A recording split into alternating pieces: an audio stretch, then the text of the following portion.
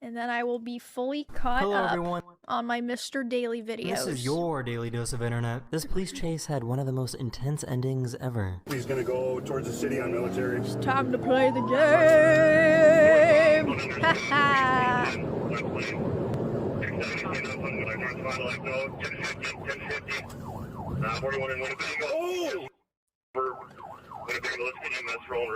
He got arrested, and thankfully nobody was hurt. Wow.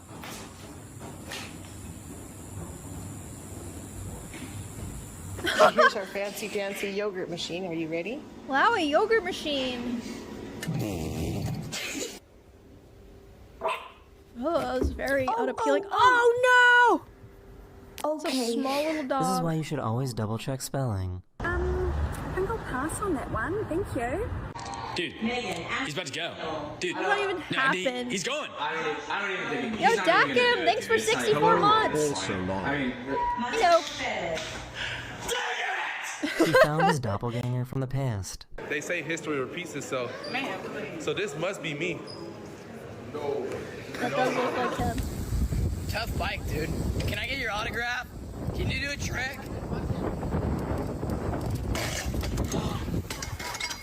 This is why it's Holy always shit. important to listen to your kids. They have dinosaur legs. Ow. They're gonna take your hand. They say that the dinosaurs came from. What the? Come on, guys. Check this out. Look how close that guy gets. It was gonna hit till they shaved it off. This waiter came up with a creative way to Perfect. get past the language barrier. Chicken? Oh no. It doesn't fit. Well, I guess we'll go through the back. Oh, Hermes, thank you for I can't another even figure out 10. how she ended up like Hermes this. 3x Grizz, thank you for another 10 gifted. Thank you, thank you. Wait, the fridge one made me think, guys, so when I get the soapbox car, I wanted to, try to put it under the Kirby pile, right? But I don't think it'll fit through my door. Like, I don't know if it'll even fit through the sliding glass door, so I might just have to keep it outside. Thank you again, Hermes, thank you. I can't even figure out how she ended up like this. Should sideways.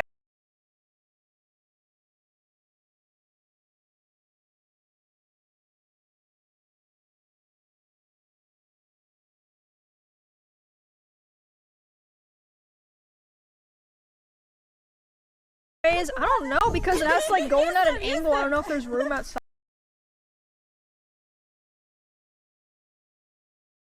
there. It's okay.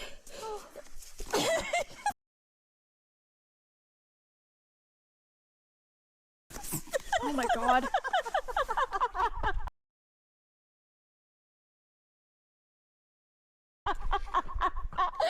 So, how do I put this lens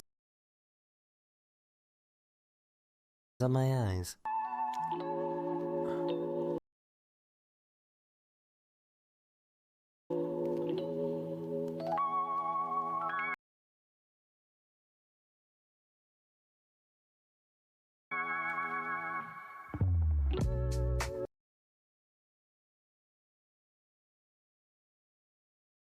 Wow, a real life filter.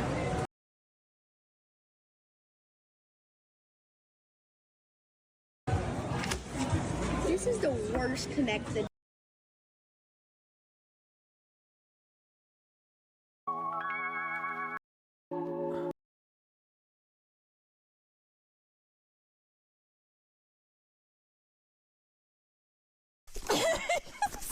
Oh my god.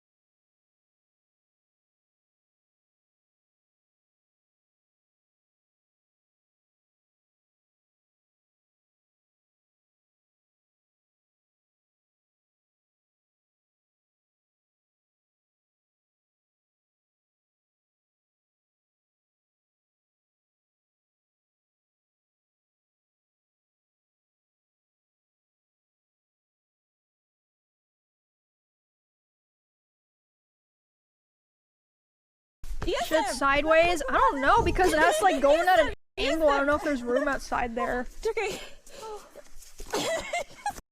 Going at a Yes, shit sideways? I don't know because it has to like go in at an angle. I don't know if there's room outside there. Okay. Oh my god. So, how do I put this lens on my eyes?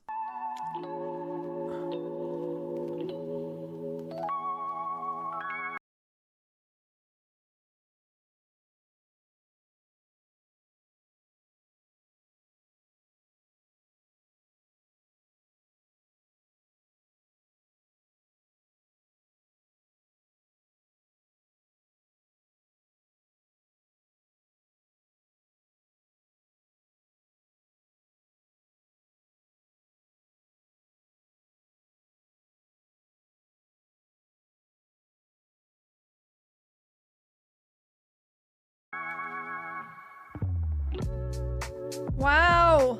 A real life filter I put this lens outside there. Okay. Fit through my door. Like, I don't know if it'll even fit through the sliding glass door, so I might just have to keep it outside. Thank you again, Hermes. Thank you. I can't. That's Kirby pile, right?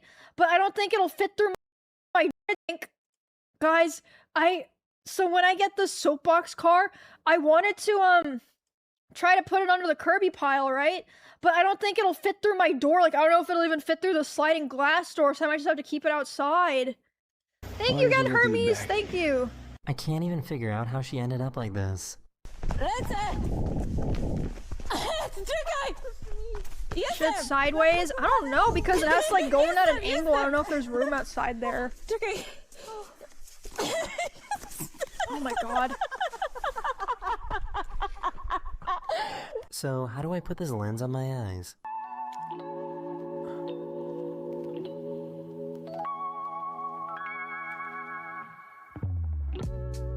Wow. A real life filter.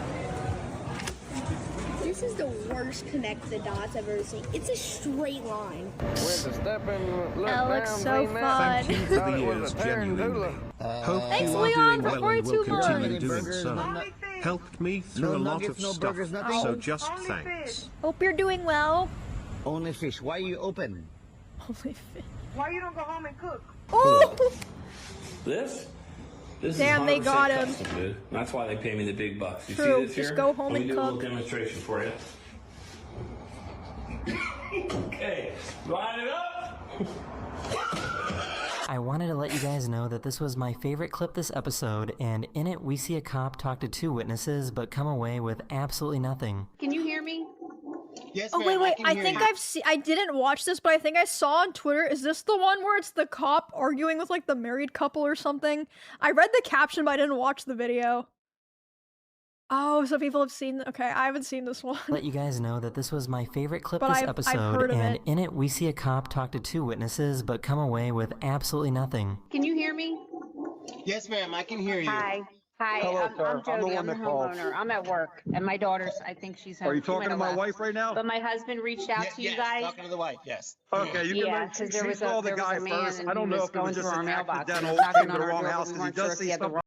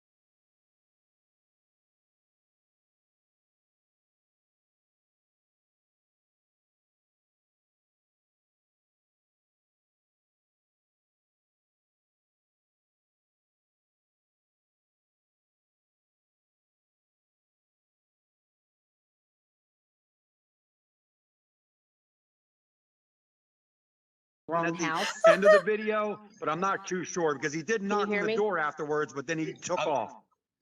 Yeah, sorry. Both of you are coming through at the same time. All right, so it's a I'll let little her. hard to I'll tell. let her talk. Okay, I'll let my her husband talk to you. Okay. okay? Okay. All right. Thank you. I'm gonna All right. hang up. Thank you, sir. Okay. I'm sorry. Go ahead.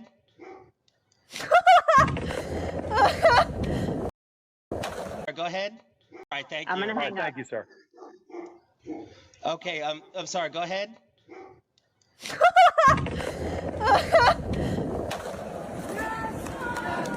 Both so polite. Dude, that hurt my head. I really didn't think my sheep's ears could get any bigger. Are you ready for this lamb? Not you. Oh, he looks like a bunny. Big ass.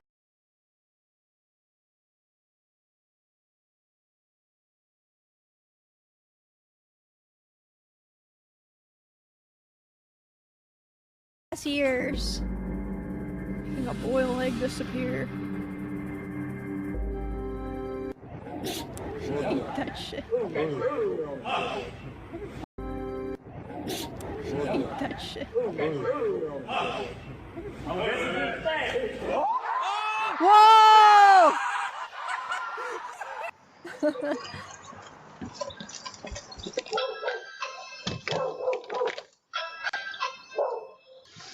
Hello, sorry, we Yes, it's our driver had no insurance, so we've come to deliver it anyway. Not sure receipt, but we're just going to an Why are emergency. there so many videos like this? We'll take that eventually. Cops I finishing shared a DoorDash video a while orders. back of this popular tourist spot in China where it looks like you're eating a train, and this is what people look like whilst trying to get the shot.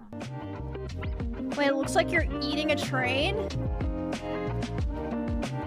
Like, are they waiting for the train to pass for the perfect moment? What? Wicked. You think he likes it? He looks kind of This scared. pilot accidentally became a third wheel over radio. Back to work. Love you. Bye. Hey, Camarillo Tower, we love you too, so we'd like to get a tech crowd if possible to Santa Monica. 13 Charlie on request. Thank you. That's my husband flying over. All right, that just got way awkward. That's okay. He does that sometimes. I'm still here. No comment. You flirting with my wife? He's not really angry. I just gave myself a little time. Okay. Out of talk. Love you. Wicked.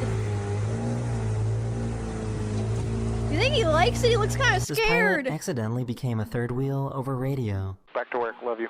Bye. Hey, Camarillo Tower, we love you too, so we'd like to get a tech crowd if possible to Santa Monica. 13 Charlie on request. Thank you. That's my husband flying over. All right, that just got way awkward. That's okay. He does that sometimes. I'm still here. No comment. You flirting with my wife? He's not really angry. I just gave myself a little time out. My mom showed me this today. Bruh's like, yo, I ain't a nigga chat. People are crazy, dog. Nigga was fucking be like, you flirting with my wife, you son of a bitch. We all going to hell today. Oh, that wasn't funny. Oh, that was funny. Hey, follow me, swag. I feel it in the moment. I'm a rap now. Hold on. I'm a trap now. Hold on. Where we at now? No, these aren't links, bro. Look.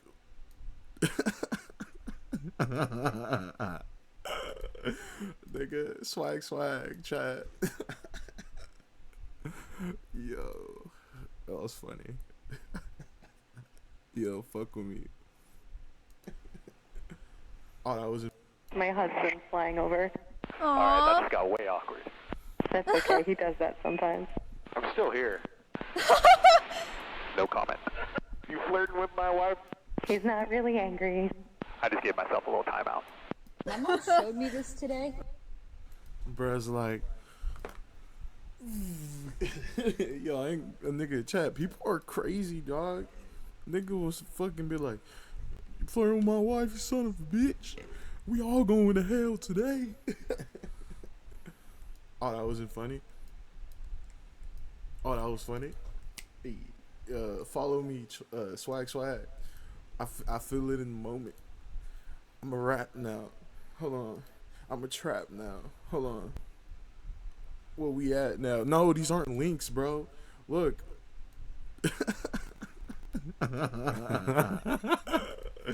Nigga, swag, chat. My husband's flying over. Alright, that just got way awkward.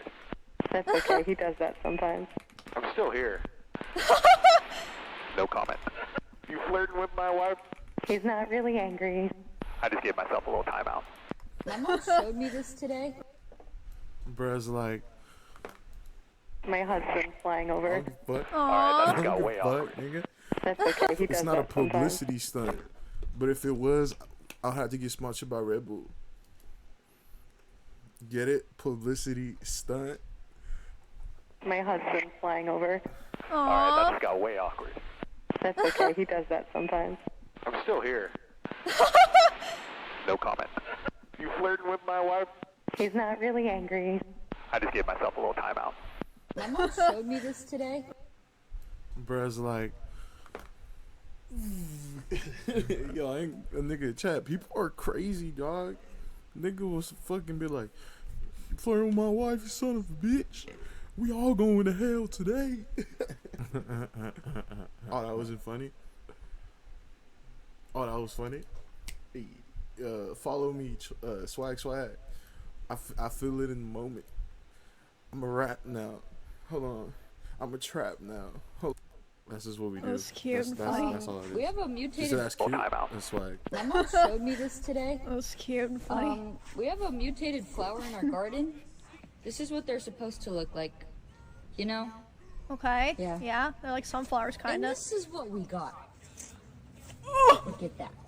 It looks Poor like guy a really knew that worm. he'd been defeated. It's a chorm flower. Oh. And this is what we got. Oh, the chorm. Ew. Wait, you were serious? You're actually gonna fight? I thought you were just somebody's hype man. Kill him! I'm trying to get this on camera, Gary. Larry. Because I'm gonna end this in a single blow. And it's gonna be faster than light. Stay dead.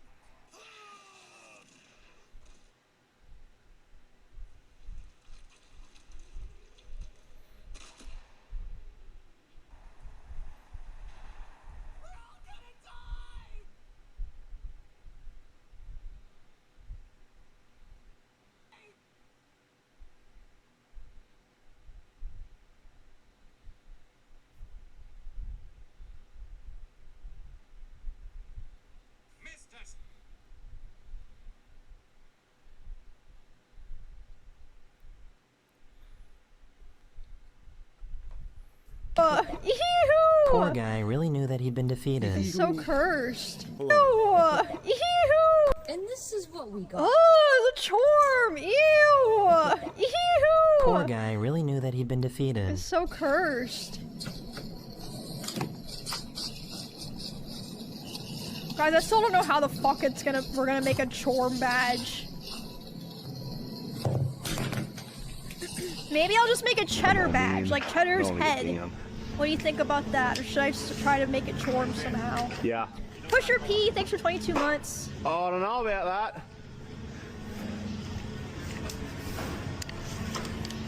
That's what happens when you work all day. Don't!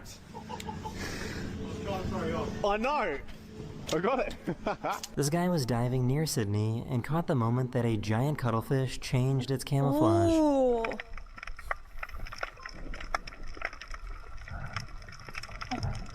He's really looking kind of green. Oh! It's like, I don't want you looking at me anymore. Wait, that's a little bit so small! He weighs nothing! He's as light as air! They He had to literally take doesn't turns exist! to distract his baby to So cut his small. hair. Weighs nothing. He don't exist. So cute. I'm giving him a fade.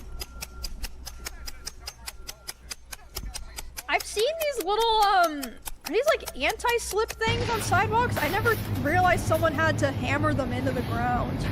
Looks kind of fun to do, honestly. Satisfying. Oh, it's for the blind? Oh, We that live makes in a sense. society where people just throw stuff away. Like this toaster, it was on the street to be given away for free. Sure, it didn't work, but a solder here and a solder there. It's gonna explode, isn't it? Took me literally like 5 seconds to fix this thing. It's gonna explode. Let's check it out. Let's It's see gonna my explode. free toaster. Have some faith. Oh. Okay, not as bad as exploding, but... Ew, that sounds like dunks. She heard a creepy noise at night but needed the bathroom, so she brought her phone to use as a torch.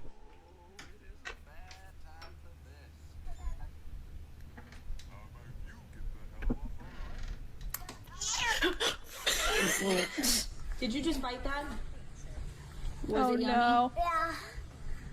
Water. Was it spicy? Oh.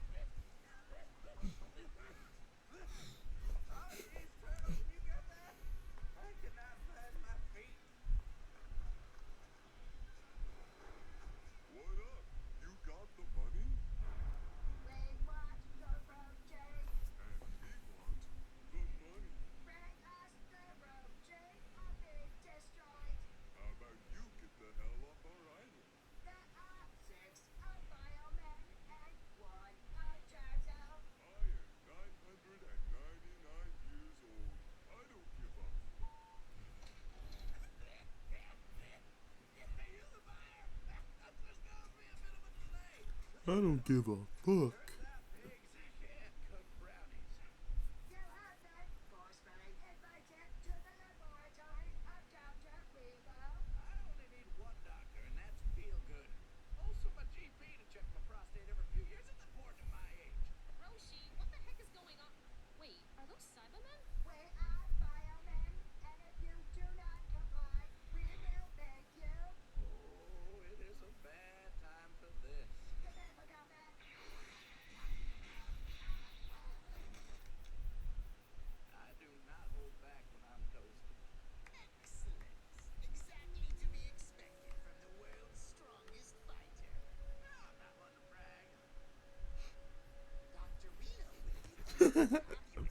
Hold on, bitch.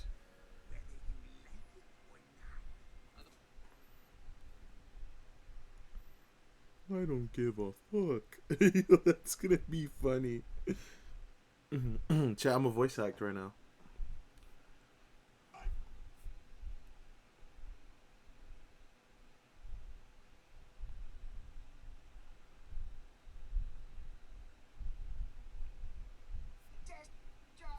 How about you get the hell off?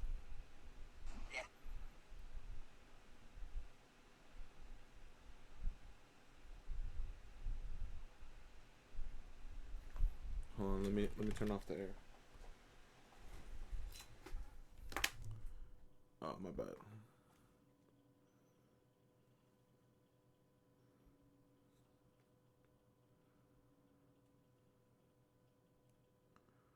I don't give a fuck. A lot. Don't give a fuck.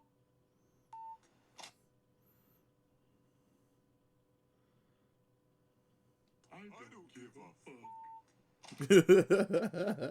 Hold on, chat. I don't give a fuck. I don't give a. I need to emulate the voice. 99 years old. I am 99 years old. I am 90. I don't give a fuck. Years old. I don't give a fuck. Alright, there we go. I don't give a fuck. Nah. I don't give a fuck. That one was pretty good.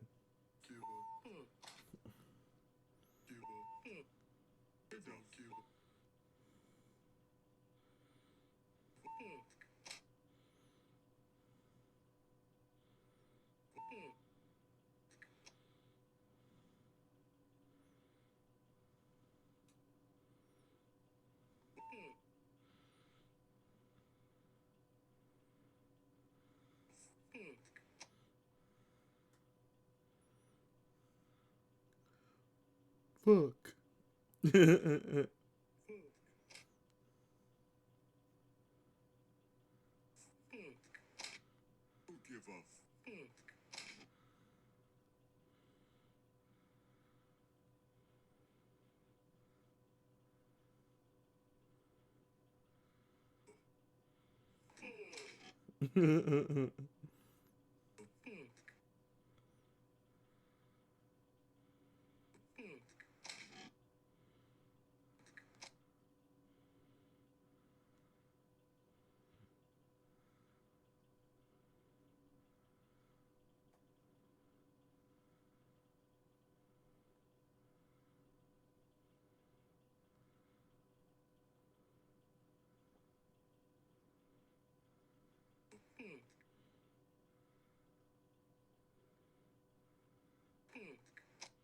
I don't give a fuck. Don't give a. I don't give a. I don't give a. I don't give a. I don't give a. I don't give a. Fuck. Fuck. I don't give a fuck. I don't give a fuck. I don't give a fuck. I don't give a fuck. I don't give a fuck.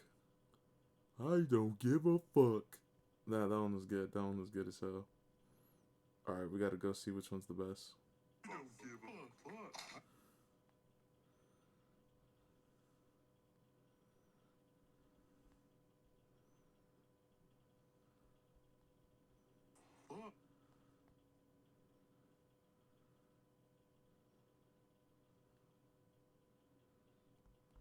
Mm.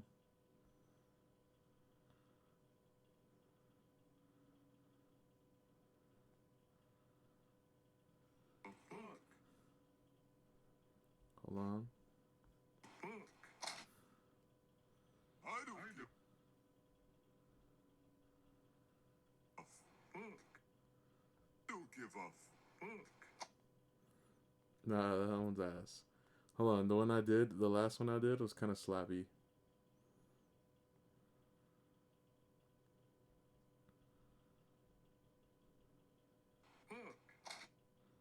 Don't give a fuck. I don't give a fuck. Fuck. Fuck. Fuck. I don't give a fuck. Give a fuck. I don't give a fuck. I don't give a fuck. Oh, that was pretty good. That was pretty good. Because there's no uncensored version of this. And you could do that on what you call it.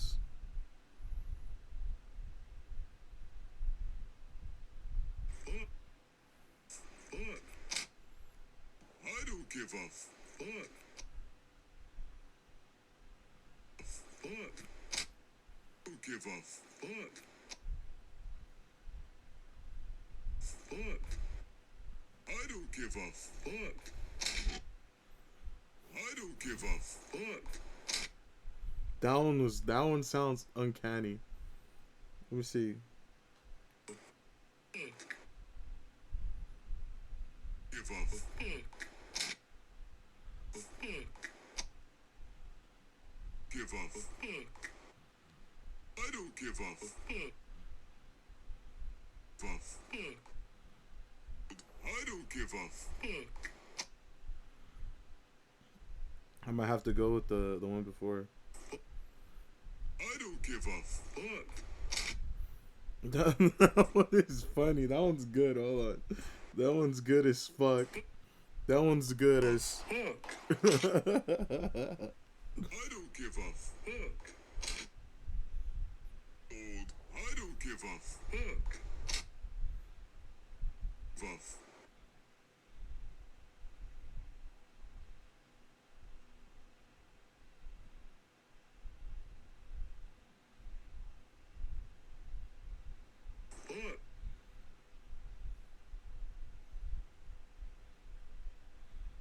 give a fuck. A fuck.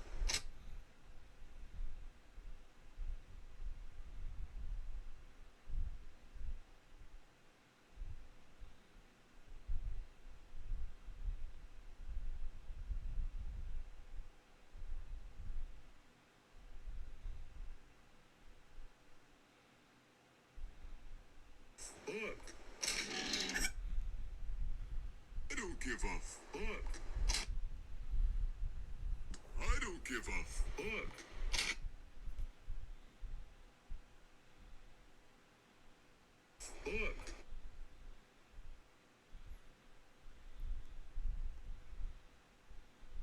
And we want. I am 999 years old. I don't give a fuck. The fuck? 9 years old. I don't give a fuck. Fuck. Fuck. Fuck. Okay, okay, we did it. Okay, now aspect ratio. Now I'm editing it for the thing.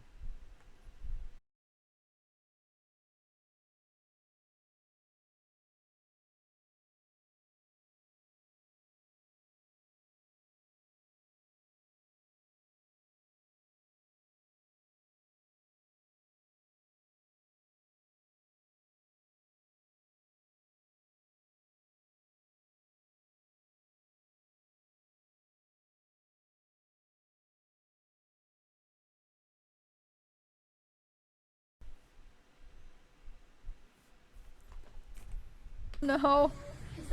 You're anonymous. Thank you for the gift sub. You peed? Awesome. Father is just taking a blue tit for a walk. A blue tit? Oh, he's so cute! A walk. A blue tit? Awesome. Father is just taking a blue tit for a walk. A blue tit? Oh, he's so cute! Okay, let's take him for a walk. Okay. Fly. Fly away home, Fly, darling. bird, fly. No, it's their friend. Oh, someone cute. is a happy bastard. He loves the sun. Such a Got his pretty toes girl. out in the sun and everything. Happy smiles. So cute. I look like Jake and Bake. Holy shit! Damn, Jake. This is a tropical royal flycatcher, famous for its fan-shaped crest. You can tell this one is female due to its crest being yellow, whereas males have a red one. So cute. Got a fancy hat. Thank you, Jesus. Oh my God. He dropped another one. But that was in the street. Get that one out Mama, the street. Leave him alone. No, get that box. Mama. Somebody gonna run over there. Somebody gonna run over there. Why does this piece of steak Looks like you can look barely like fit my any dog? packages in it too. Like, can you see it? I see it! It does look like the dog! Dog. I need He my wants to car to eat be it. able to do this. But this is AI. Look at the way the shadow works. I need that, bro. I've never parallel parked You're lying successfully to in me, my baby life. girl. I did that when I was 18. Bro, I swear for my now driver's you don't- test, I just winged that shit. I don't know how I did it, but I did it, and since then I've just avoided parallel parking at all costs. Maybe because you pretty privileged because you're hot. Actually, by the way, it was a woman. That's some shit you would say. I'll drive farther and walk farther if I don't have to pay. Yo, should I clip that? Chad, is that funny or not? Let me see. Let me see. Bruh, what? I'm gonna call it like schizo viewer or some shit. Some stupid shit. Hold on, I got energy right now. But I did it, and since then I've just avoided parallel parking at all costs. Maybe because you pretty privileged because you're hot. Actually, by the way, it was a woman. That's some shit you would say.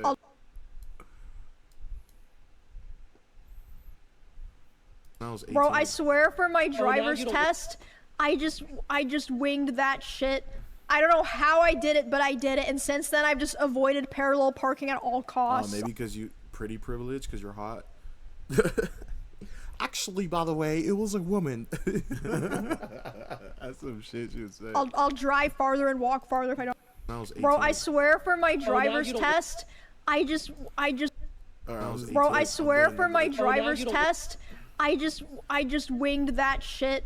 I don't know how I did it, but I did it, and since then I've just avoided parallel parking at all costs. Maybe because you pretty privileged because you're hot. Actually, by the way, it was a woman. Bro, I swear for my driver's test, I just winged that shit. I don't know how I did it, but I did it, and since then I've just avoided parallel parking at all costs. Maybe because you pretty privileged because you're hot. Actually, by the way, it was a woman. That's some shit you would say. I'll drive farther and walk farther. Bro, I swear for my driver's test, I just winged that shit.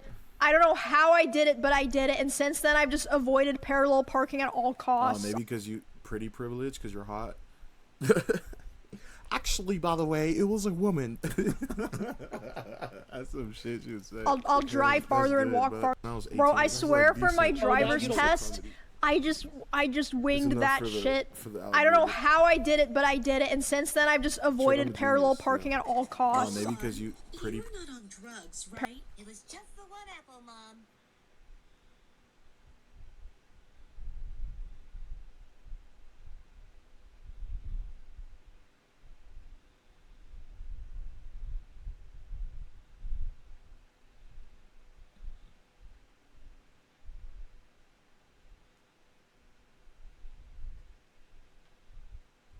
This is some old bullshit. Just because I stole the threat.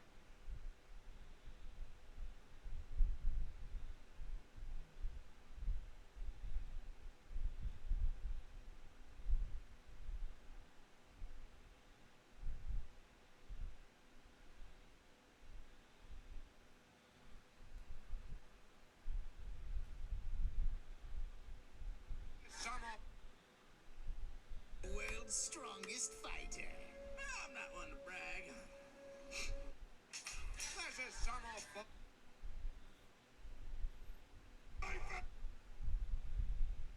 Fuck.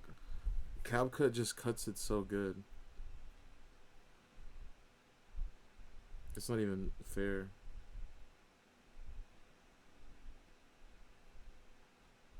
Yeah, I'm feeling no. That's the one apple, Mom.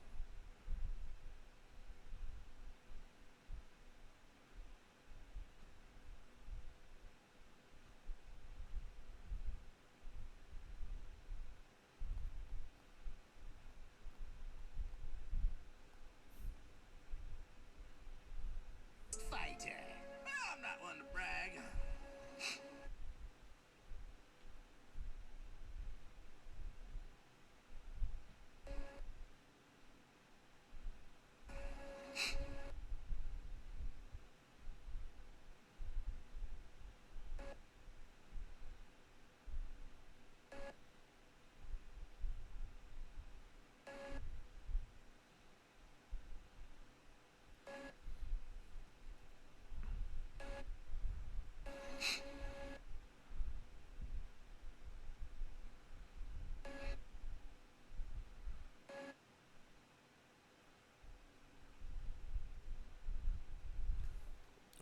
Parallel park. Want to do it? It's so scary. No, you don't want to do it. Look, Yo, look, chat, look, that's look. funny My as keys fuck, nigga. Chat, we're on the roll right now. Like, I'm just doing it. You feel me? right here. We just My got, keys we right got here. to- Watch this. Come on, come on. Okay, I'll go sit down now. Actually, it was a woman. He wasn't gonna let a fashion show Bro, stop wait. him from doing. Did I ever tell you guys the story of when I took my driver's test? Oh my fucking god! I got my driver's license in Texas when I think I was 19. I had like a learner's permit in Kansas, but I had to take the test in Texas when I lived here before.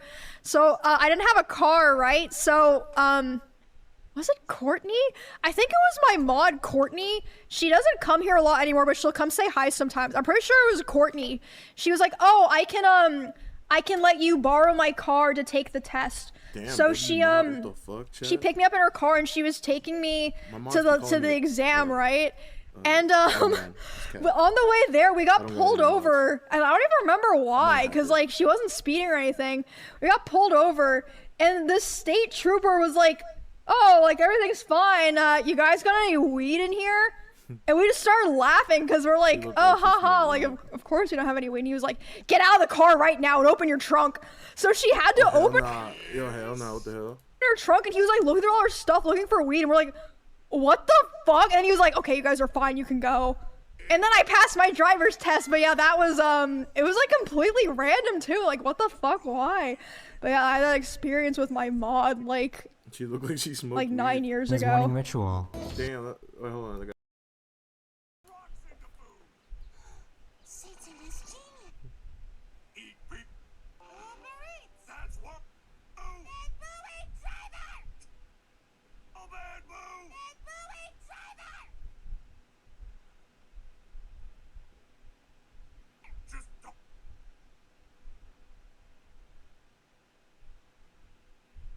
Just don't eat people no more. Use your magic and turn rocks into food. Satan is genius. Satan is genius.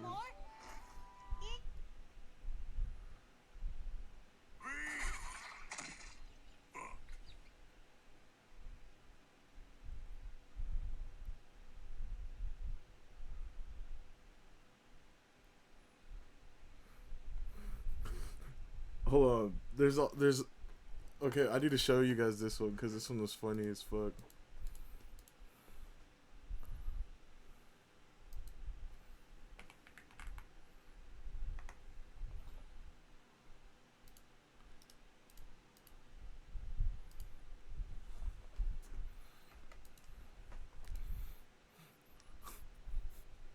Hold on.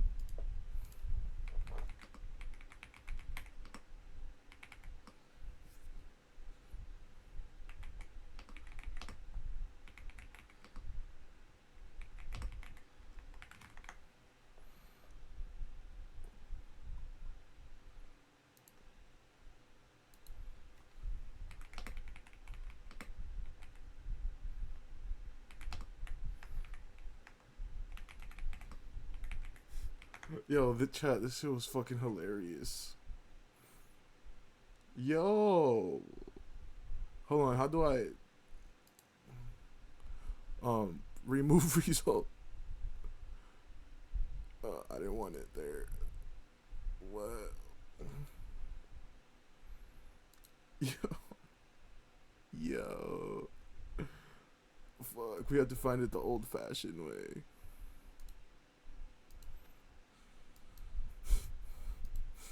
Newsom is declared. Okay, let me go into my brain real quick. So it's after he fused with after Nail fused with Kami.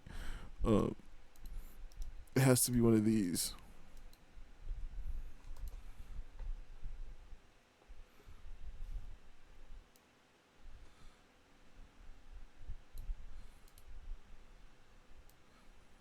But no. The following is a non-profit. No, we can do this.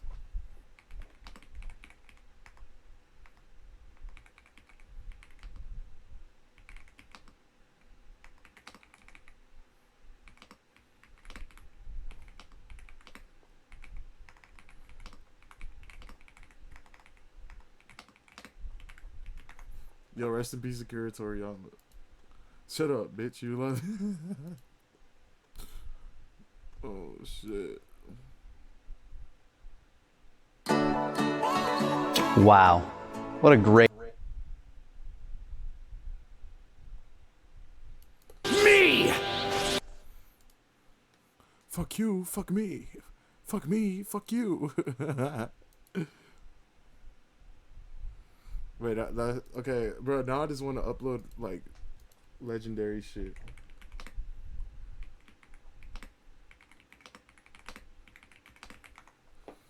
Fuck you, fuck me.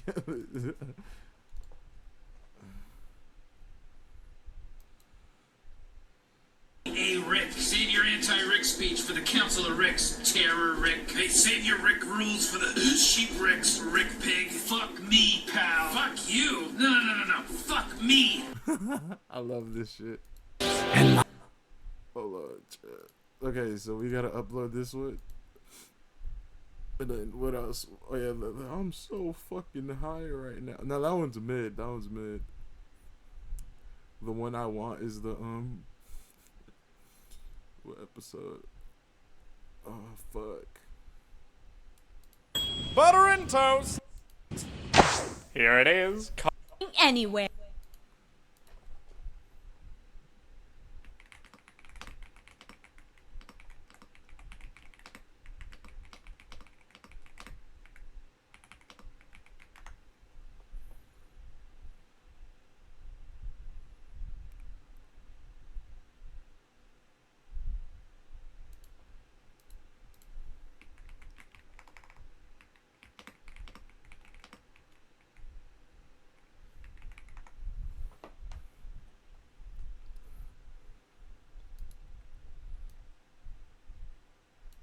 Here. Who are you anyway? That's Mr. Popo. He lives up on the lookout with Everyone listen up if you want to get those other useless maggots back. You mean you can get our friends back? Shut up, maggot. Yes, sir.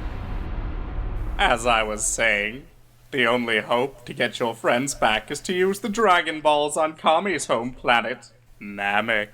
Namek? That's not a planet I've ever heard of. Oh, look at that. A woman who doesn't know any better. What are the odds? To be fair, Mr. Popo, until recently, I've never heard of that planet either. Oh, look at that. A woman who doesn't know any better.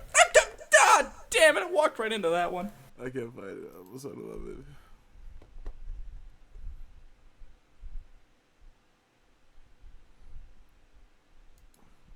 Very well.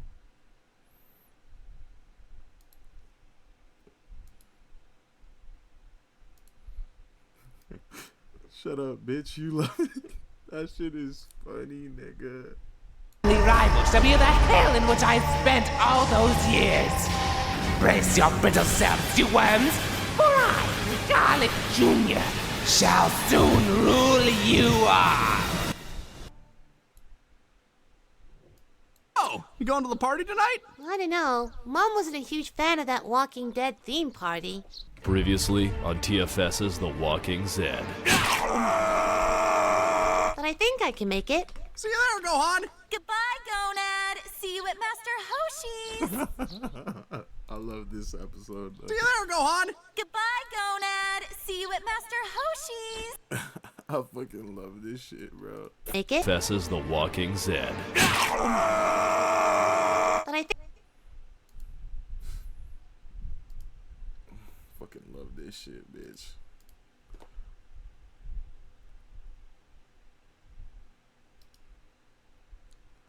What the fuck? I think I can make it. See you there, Gohan. Goodbye, Gonad. See you at Master. But I think I can make it. See you there, Gohan. Goodbye, Gonad. See you at Master Hoshi's. Say what you want. They're a good couple. But I think I can make it. See you there, Gohan. Goodbye, Gonad. See you at Master Hoshi's. Say what you want. They're a good couple.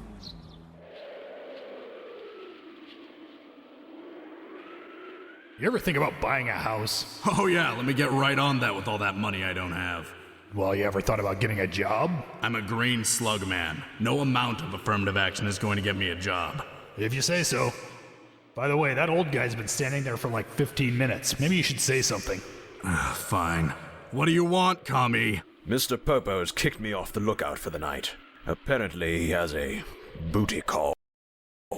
Maybe you should... If you say... I'm a green slug man. No amount of affirmative action is going to get me a job. If you say so. By the way, that old guy's been standing there for like 15 minutes. Maybe you should say something. Fine. What do you want, Kami? Well, you think about buying a house. Say what you want. They're a good couple.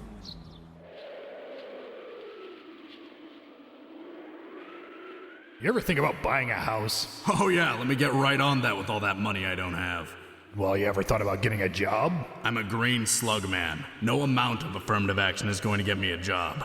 If you say so. By the way, that old guy's been standing there for like 15 minutes. Maybe you should say something. Fine. What do you want, commie? Mr. Popo's kicked me off the lookout for the night. Apparently he has a booty call. Jinx! Jinx! Jinx! Shut up, bitch, you love it. Last time he did this, I found 5 corpses. He laughed when I said 5. Well, what do you want from me? I was hoping I could stay at your house. I don't have a house. See what I tell you? Shut up, Nail. Is someone in there? Hello, commie? He can't hear you. Actually, I can. Hello there. Who are you? I'm Nail. I'm a Namekian Piccolo fused with on Namek. You do know that technique is forbidden, Piccolo. Your face is forbidden. Sadly, that was the best one up here. Shut it, Nail! So, nice of you to bring your new girlfriend here, Juan. Yeah, not gonna lie. At first, we kind of thought you brought home a hooker. Yamcha! Oh, we did? I can assure you that my darling, beautiful Marin is no hooker. Well, that depends. Sometimes I take extra cash in the back room, but those are always under the table, so I don't think they count. How much extra? How much you got? Well, I am a professional baseball player. Okay, first off, no one screws Yamcha but life. Second of all, blue hair, real original. Third, Juan, don't you have any other friends you can take Marin to meet? Well, we saw Gohan earlier, but he was busy pounding the tuna.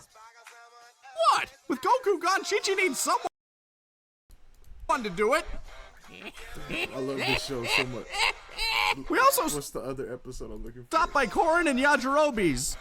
But this brunch is delicious, Yajirobe. Thank you, I cooked everything myself. So, if you two had babies, would they be little fat men or kitties? And we are leaving. Probably fat kitties. I don't think I'll be taking her back there again. Happy birthday! Yo, I forget they were like together. Bro, we need to watch everything all over again, my nigga. Hold on, nigga. Hold on, bruh. Hold on. Wait, what other episode am I looking for? Okay. The following is a non-profit fan-based parody. Dragon Ball, Long shot, but you out. Between your cryptic warnings and jerking me around, I'm pretty sure an entire city is either missing or dead. You're the Guardian. Start acting like it. Yes, I am the Guardian of this planet. And you wish to take that title from me? Are you kidding me? This can't be about the job. The first chance you had to drop this gig, you tried to hand it off to Goku. Goku! He doesn't even look after his own kid. I look after his kid more than he does. But it's still my job, my responsibility. And that's really good and all. But if you don't view... I'm thinking of like the Hey there, everyone. I'm Lanny Pator. Well, There's now one day in there. You can do that? Why did you do that? Because f*** him. You really like screwing with people, don't you? Of course, his first mistake was going in alone. Why is that bad? They called me crazy. They all called me crazy. I'm going to be right now. Shout him. Dying. Wow. That is me. That is my balls. And speaking of balls, I need to go find the dragons. We are on a time. On rockin' that blonde. Oh, thanks. Super Saiyan style, you know? Delightful. And, have you been hitting the gym? 'Cause, Ow. that hurt me more than it hurt you. Okay, I'm all for awkward reunions, but we are on a timetable here. How long will it take to make a new dragon? Depends. Do you have the original sculpture around? Here it is. We were using it as a paperweight. Which reminds me, we'll need to go over the contract later. Wow, that's your dragon? Our dragon would literally wear him like a scarf. Okay, before I get started, any alterations? Can we get 3 wishes? Not if you want multi-res. I can give you 2, though. Seems like an awkward number. It's a Hold on, bro. This is fucking funny as shit. Dylan, people are dying and we're just watching. Yep. Now, Cell, if that is your real name. It's actually Mr. Satan.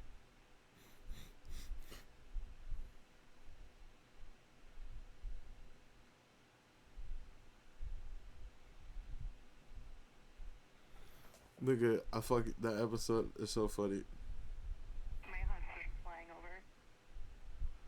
Bro, I swear for my driver's test, I just winged that shit.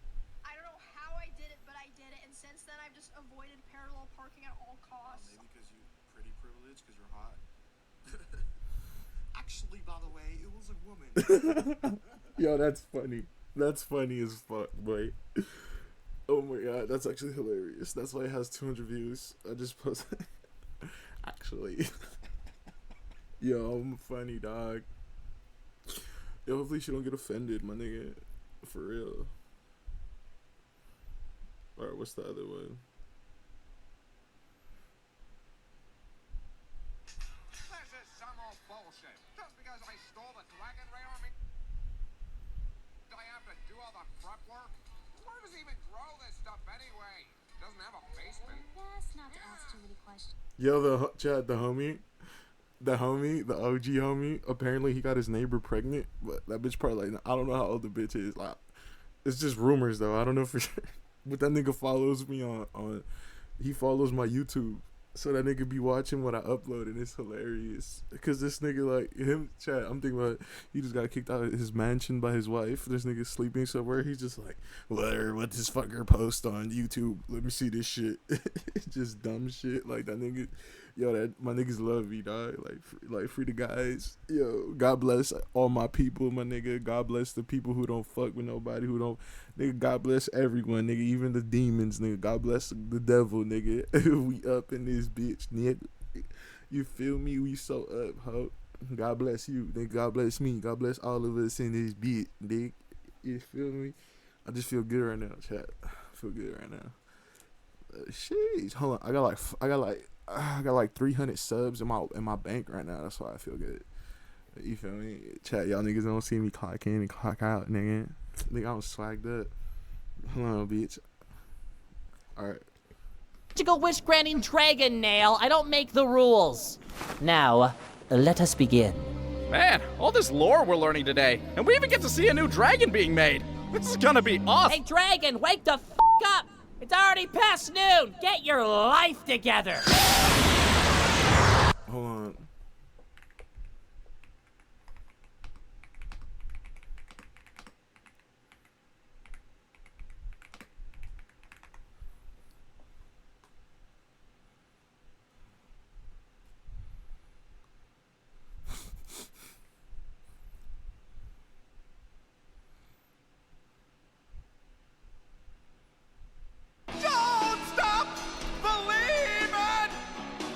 Bro, it's because I'm preserving the internet, but I'm doing it at a high level. Like, we have AI upscale now.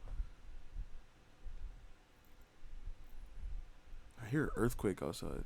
Imagine it's a fucking tsunami, chat.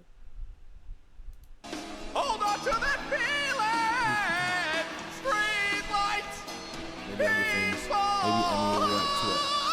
Oh my god, chat, my #1 viewer. I was gonna tell him I loved him before he died. Fuck. Sing it, girl! Yo, yeah.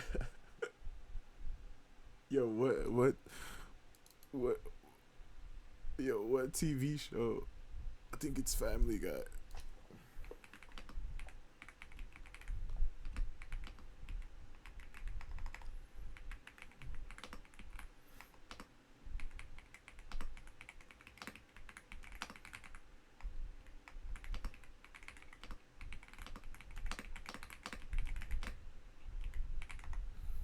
Oh, I think it was American Dad. It was American Dad.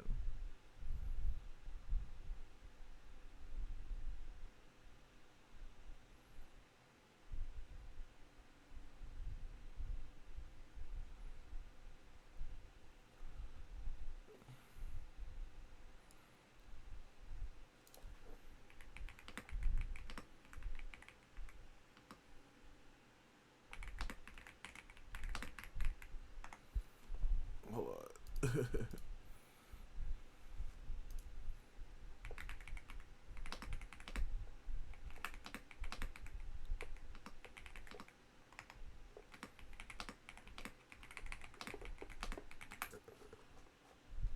12 views. Hell yeah, we up.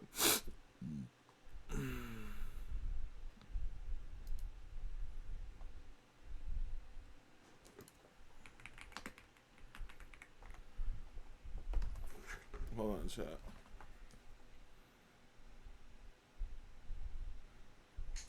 This is some old bullshit. Just because I stole the dragon ray arm means I have to do all the prep work?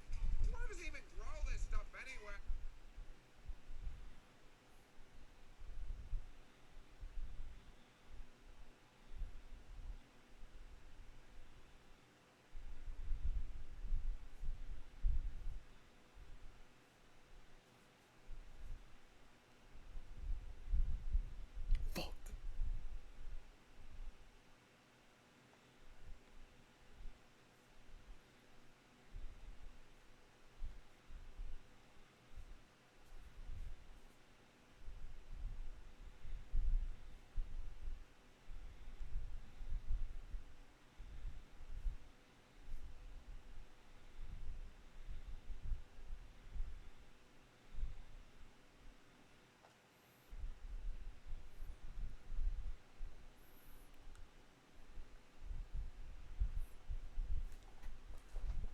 This is episode 16.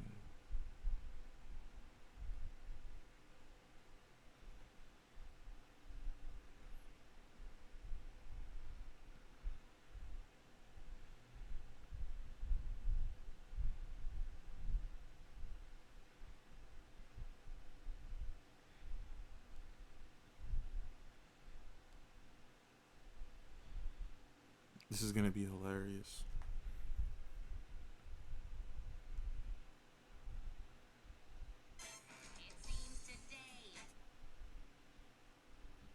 I can see why. I mean, that halibut was that may have been the best halibut I've ever had. Well, I'm glad we talked you out of the pork chops, huh? Yes.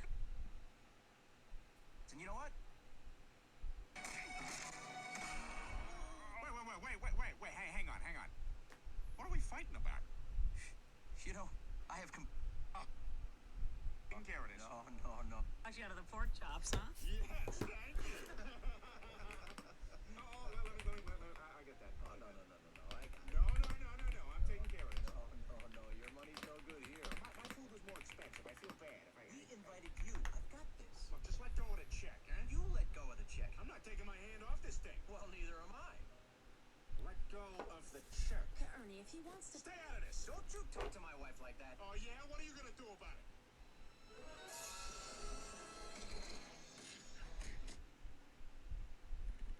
And this is James Bottom 2.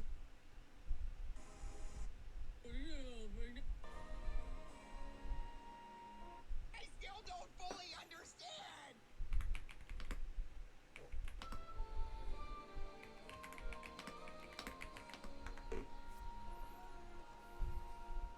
And that was the third time I slept with Catherine Harris. Well, I love her politics, but how is she in bed? Well, as anyone in Florida will tell you, she knows how to rig an erection. One time I picked my nose and I swear I could feel the bottom of my eye. Shut up, poor kid. No, I'm serious. Look.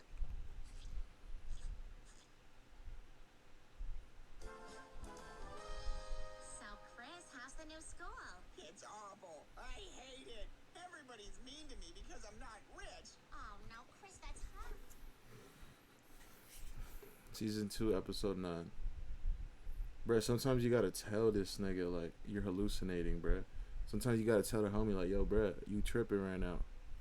You fifth me? 1, 2, 3, 4, 5.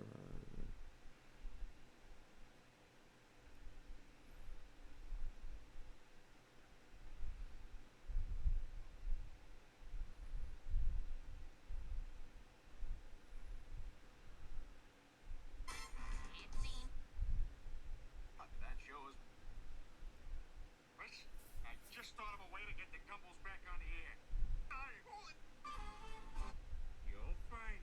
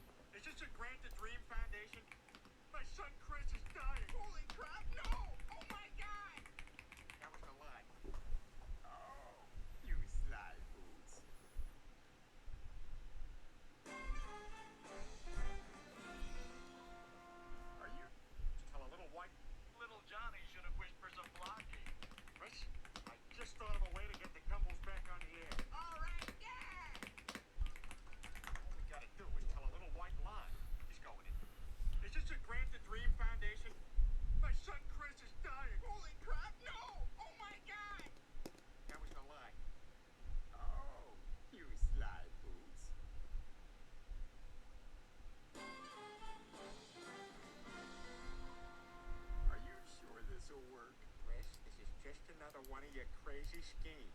This whole thing was your idea. You'll find out. Dad, you're not making any sense. You just leave that to me. Ah, yes, here we go. Chris Griffin.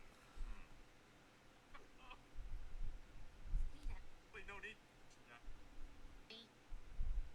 Hey, no. Bring the Gumbles back. I am going on a hunger strike. Huh? How about that, Callahan? You live with that on your conscience? Huh?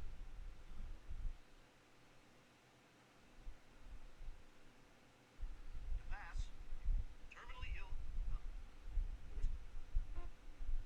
Itch.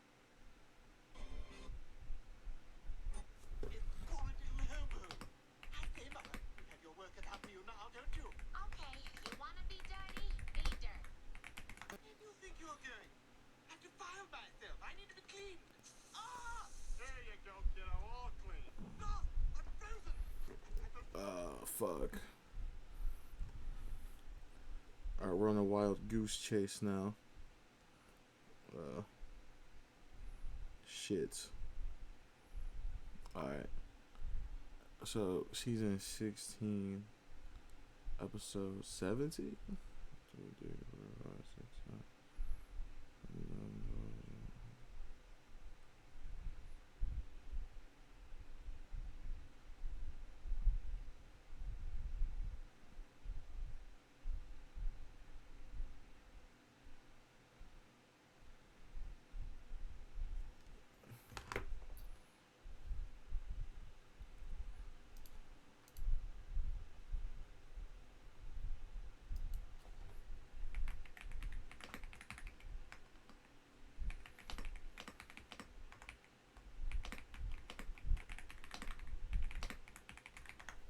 Let me see, bro.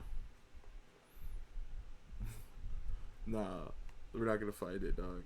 I think it was American Dad.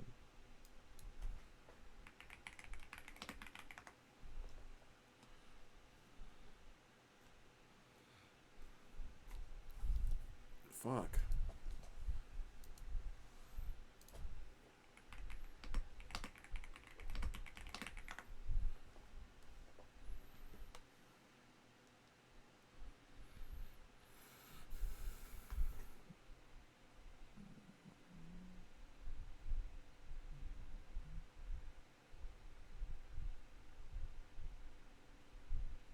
Nice.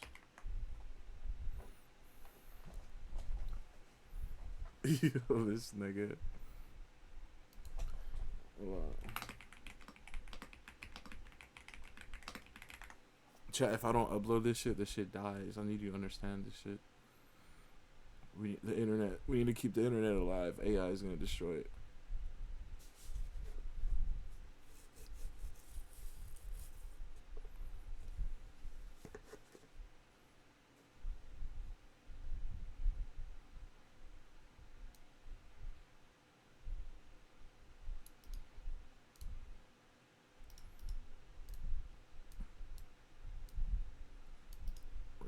We're gonna see this. We're just gonna search this up.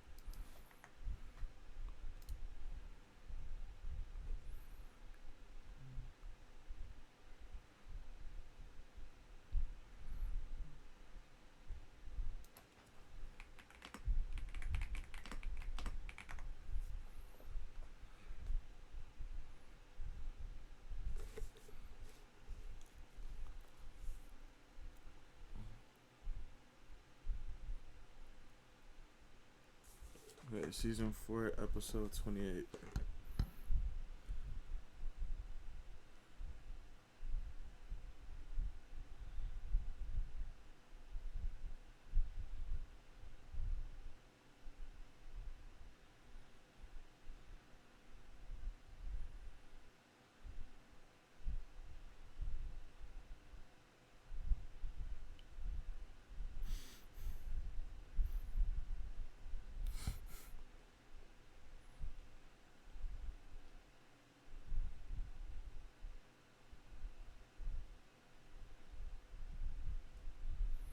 Huh?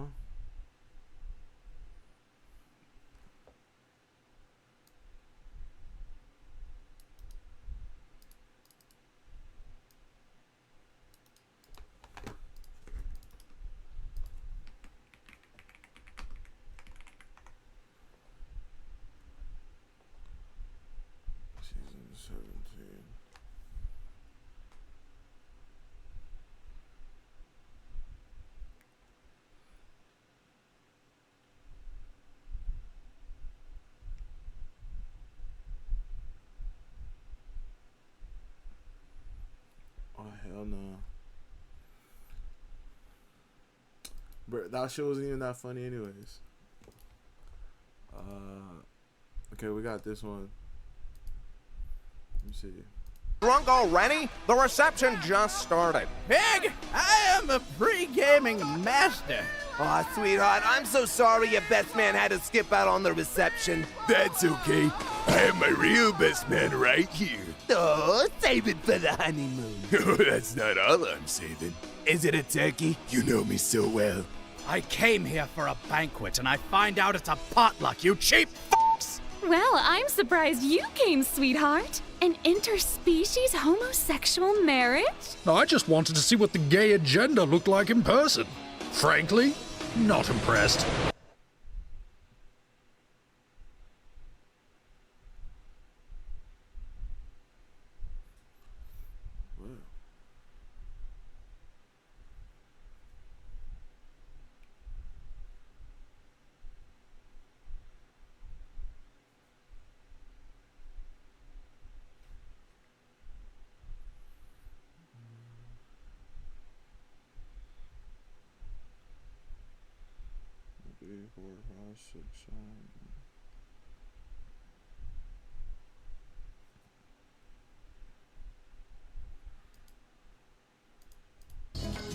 That's illegal? I don't think we reported it, but yeah, he just stopped us and then searched her car for no reason. Oh, don't hurt anything. Oh my god. Especially like some toes or something. Good thing you already smoked all the weed. Yeah, we did not, good I soccer. swear. It's not really a soccer ball though. Not really designed for that Maybe kind of he use. wanted to take it from us. Might be a little hard on Maybe the toenails. He needed it. Ouch! This is why you should always work smarter, not Red harder. Hood, thank you for the prime.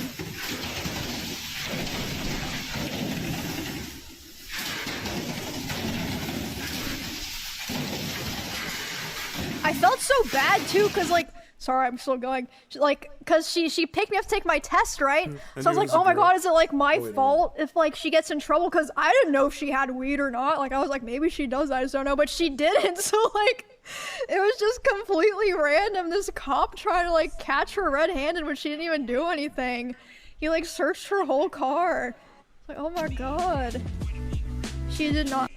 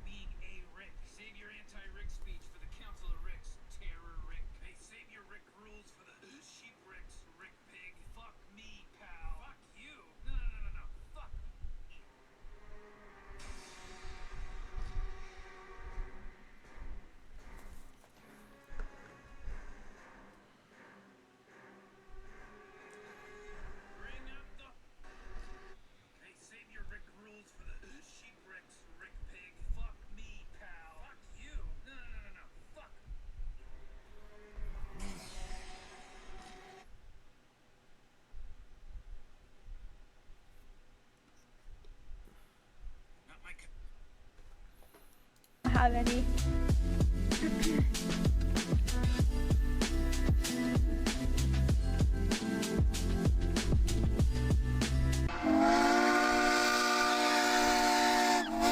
you have any? No.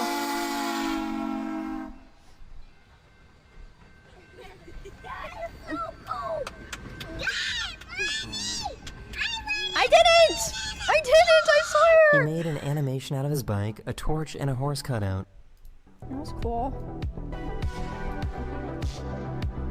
I feel it. Imagine if you had some, that would have been very unfortunate, I guess, but we did not, so. Rock your body! That's cute.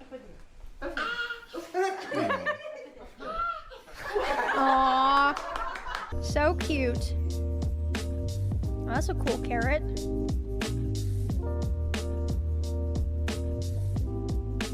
I guess this is what hypermobility looks like.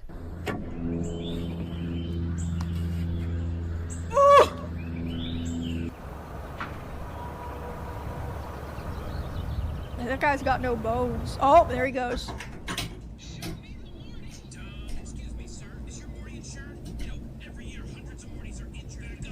Kitty! One of my subscribers sent in this video of him throwing a fluttering paper airplane that he made.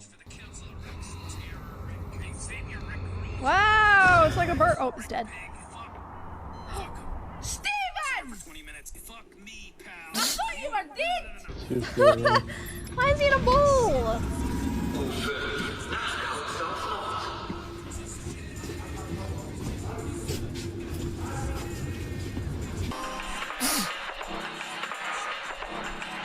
So cool.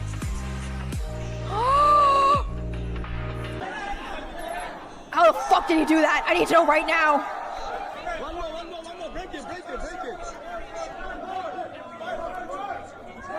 Whoa!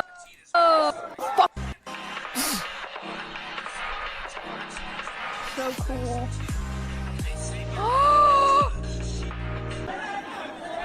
How the fuck did he do that? I need to know right now. One more. Break it. Whoa!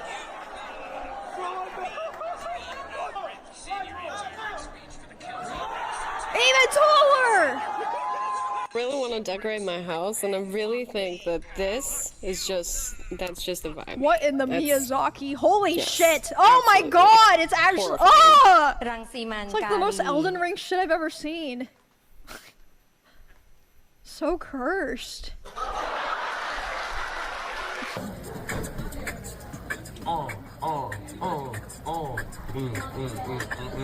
If you enjoyed this video, you might like this one too, where I show some of the dumbest drivers of all time. I'll see you guys again. Guys, is it? I very think it is soon. Witcher Later. time. I think it's gaming time. I haven't gotten to game a lot since I've been traveling and such. Not my cup of tea, this place. I see the point of... Not my cup...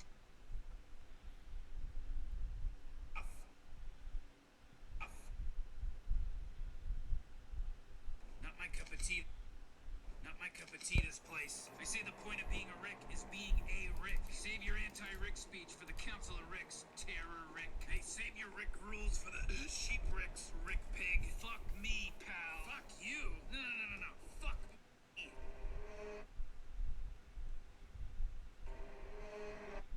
Is your boring old Morty into a with some Morty Detlers? Hey, check this out. Show me the Morty. Dumb. Excuse me, sir. Is your Morty insured? You know, every year hundreds of Mortys are injured. Back off. Not my cup.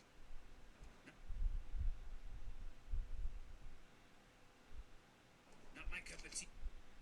Not my cup of tea, this place. They say the point of being a Rick is being a Rick. Save your anti-Rick speech for the Council of Ricks, Terror Rick. Hey, save your Rick rules for the Sheep Ricks, Rick Pig. Fuck me, pal. Fuck you. No.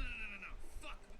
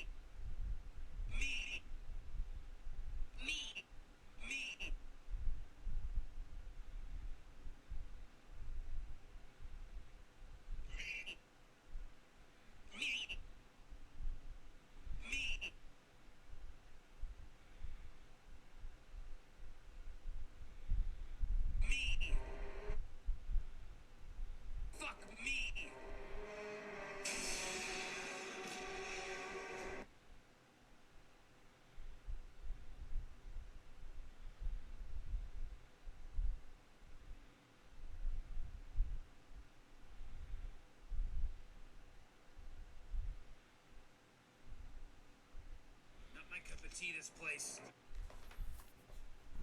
Declaring war on Chevron, telling drivers to avoid filling up at the gas stations this Memorial Day weekend. The governor warning the oil brand is driving up prices at the pump. KTLA's Chris Wolf is live in Studio City with details on the feud. Chris. Micah and Cher, Governor Newsom is taking on Chevron Gas just ahead of Memorial Day weekend, one of the busiest travel periods of the year. So just what is behind this war of words? You might call it a fuel-based feud or big oil battle between Governor Gavin Newsom and Chevron Gas. The head of the Golden State is singling out Chevron for high prices at the start of Memorial Day weekend, one of the busiest travel periods of the year. In fact, the Democratic governor's office is urging drivers to shun Chevron stations during this holiday. Newsom's office posted on X, big oil is already making billions off Trump's Iran war. Don't let them rip you off even more by overpaying for the brand name. But why this brand? A group within California's Energy Commission found that Chevron averages more than 60 to 80 cents per gallon above unbranded alternatives. One may also wonder if something else caught the governor's eye. Chevron is posting signs at many locations blaming the state's climate policies for the high cost of gas. Sacramento policies did this. Now you pay more. The messages greeting customers go on to say California politicians are choosing foreign oil and fuels over local jobs and lower costs. It's forcing us to use less, go less places, and just kind of hunker down. Blaming is implying that the thing is you have to find one person to blame. It's a whole system. And the system has many moving parts. I don't know if prices ever really come down though, do they? I think they set a new normal and then they go up from there. The gas prices are high and it is bad. The average price of gas in California was $6.14 per gallon of regular on Thursday, about $1.58 higher than the national average, according to AAA. That's crazy. Gas prices have been rising nationwide since the Iran war began, cutting into the global fuel supply. Reporting live in Studio City, Chris Wolf, KTLA 5 News.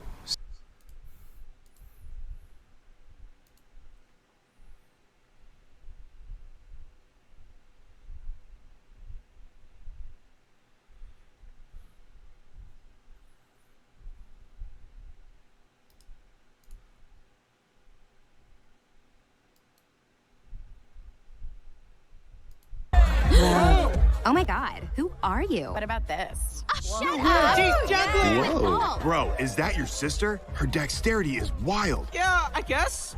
Hey, Brad, aren't you a football guy? Of course, Morty. But the off season is the froth season. Yo, Summer, get over here and meet the team captain.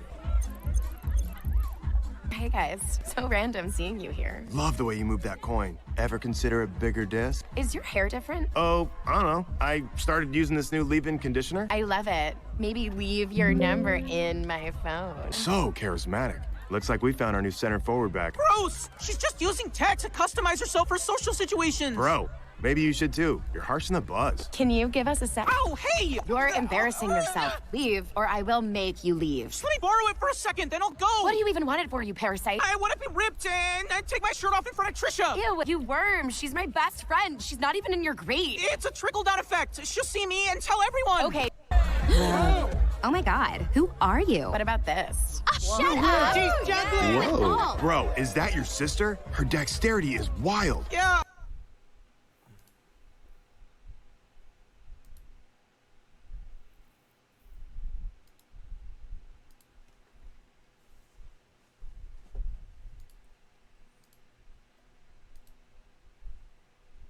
How do I change the quality?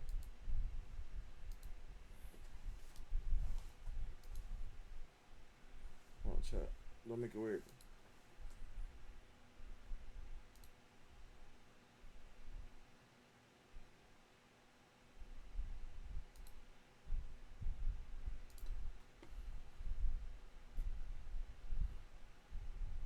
Yo, I want to eat a tortilla right now.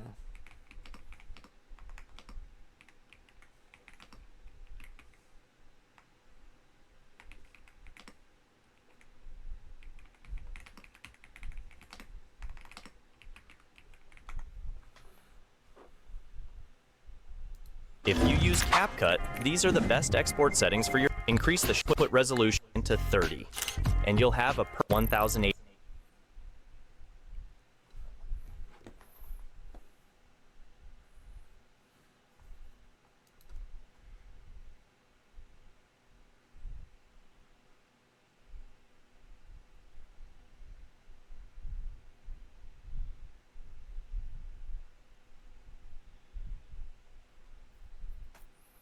Dumbass. Mr. Satan ain't no one's fool! Go Chan!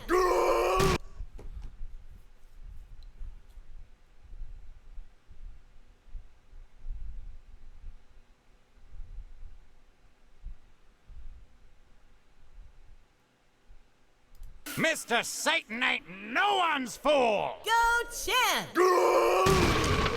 If we're lucky, it'll be that quick with this Satan guy, huh? Krillin, people are dying and we're just watching. Yep. Now, Cell, if that is your real name. It's actually perfect, Sal. It's actually garbage. And Mr. Satan's gonna take out the trash.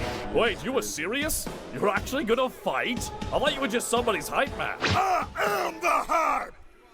Kill him! Now try to get this on camera, Gary. Larry. Cause I'm gonna end this in a single blow. And it's gonna be faster than light! Satan! Pump!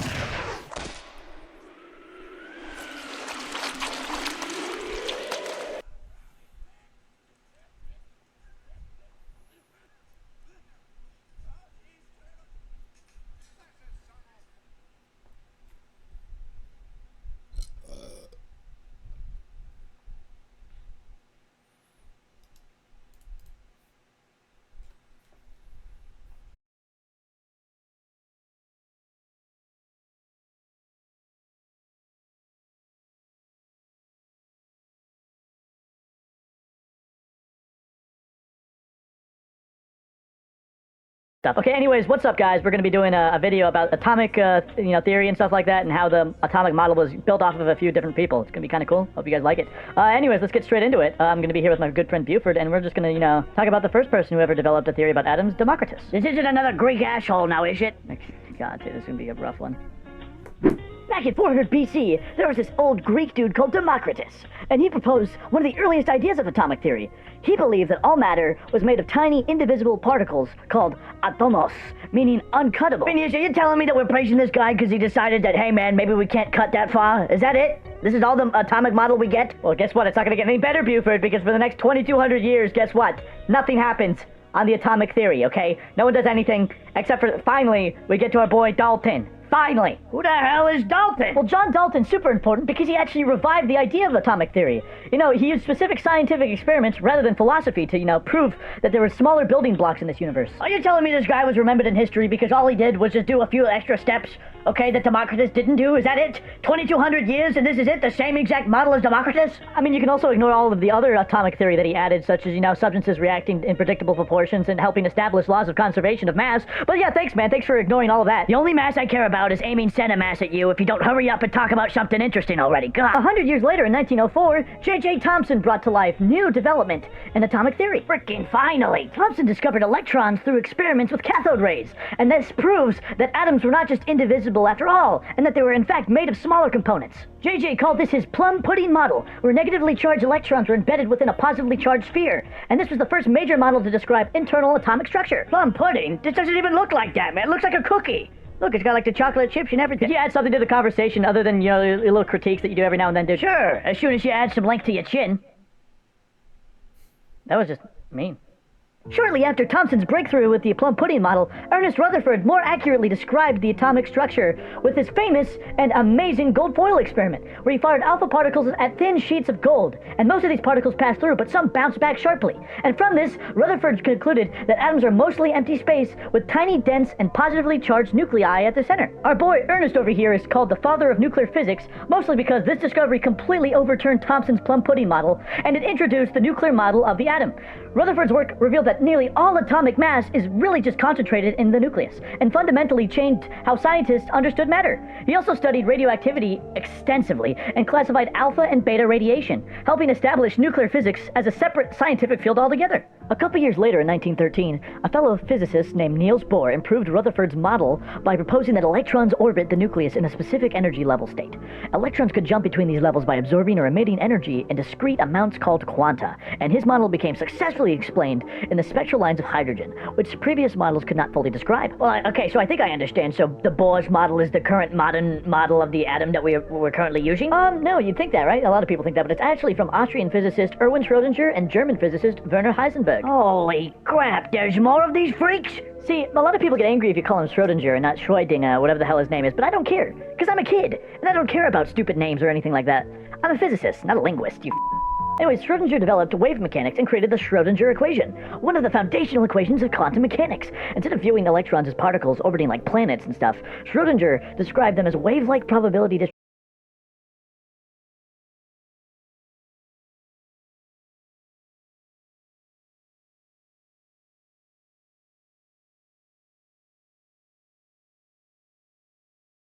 Are all heavily dependent on quantum mechanics, and his theories help scientists understand how particles behave inside nuclei and enable later technologies such as nuclear reactors, semiconductors, quantum chemistry, and advanced particle physics to even work. Like, isn't that crazy, dude? How do you dorks do this all day? Well, that's about the short and sweet of why atoms look like that. I mean, it's really kind of simple. I mean, there's, particles and kind of orbit around each other because of gravity and, strong nuclear force and stuff like that. But other than that, yeah. Thanks for watching the video.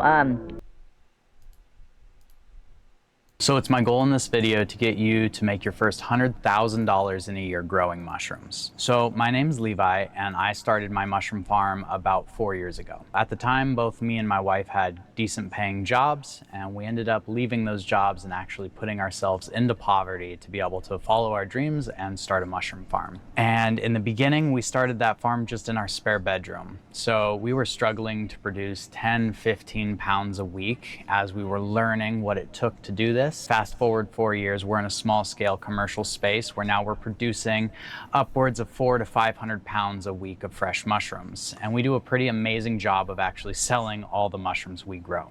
However, getting from that small spare bedroom to where we're at now was tens of thousands of dollars of mistakes and thousands of hours lost in time. And what I really learned in all of this is that there's actually only a few core values that really make the difference between a farm that is profitable and one that isn't. And so in this video, I want to go over those things I wish I understood at the beginning that would put me so much further ahead now. So before we get too into it, there's a few mushroom myths that I want to bust right out the gate. I've seen a lot of YouTube videos where people are claiming mushroom farming is this easy, passive thing. That couldn't be further from the truth. There is nothing more active than mushroom farming, and it's not easy. You're not going to have days off. Mushrooms don't harvest themselves. The cycles continue, whether it's your birthday or Christmas, it doesn't matter. There are no days off, especially when you're getting going. And so there's nothing passive or easy about this. And honestly, that's one of the things that makes it great, is that it's difficult and it's challenging and it can push you. The other thing is I'm kind of seeing this represented as something that can get you rich. I personally don't see a way for most small-scale farms to actually get rich from this. However, growing mushrooms can absolutely bring you financial freedom and cultivate the kind of life that you want, and it can provide more than adequate income for you and your family and, even employees and more. But to get rich off of it, especially in the concept of small scale farming, is kind of a stretch that I see misrepresented often. The first thing to consider is what kind of space do you need to be able to grow enough mushrooms to make this kind of money? The truth is you can do this at home. You can do this in a spare bedroom. It will be a little bit more difficult, but it's totally possible. If you have something a little bit bigger, like a 2-car garage, you can easily make $100,000 growing mushrooms at home. You do not need a commercial space to do this. However, if it's available to you and you can afford it, having a commercial space is going to make a much bigger difference. However, for most people, I really would not recommend starting with more bills, more overhead than is necessary in the beginning.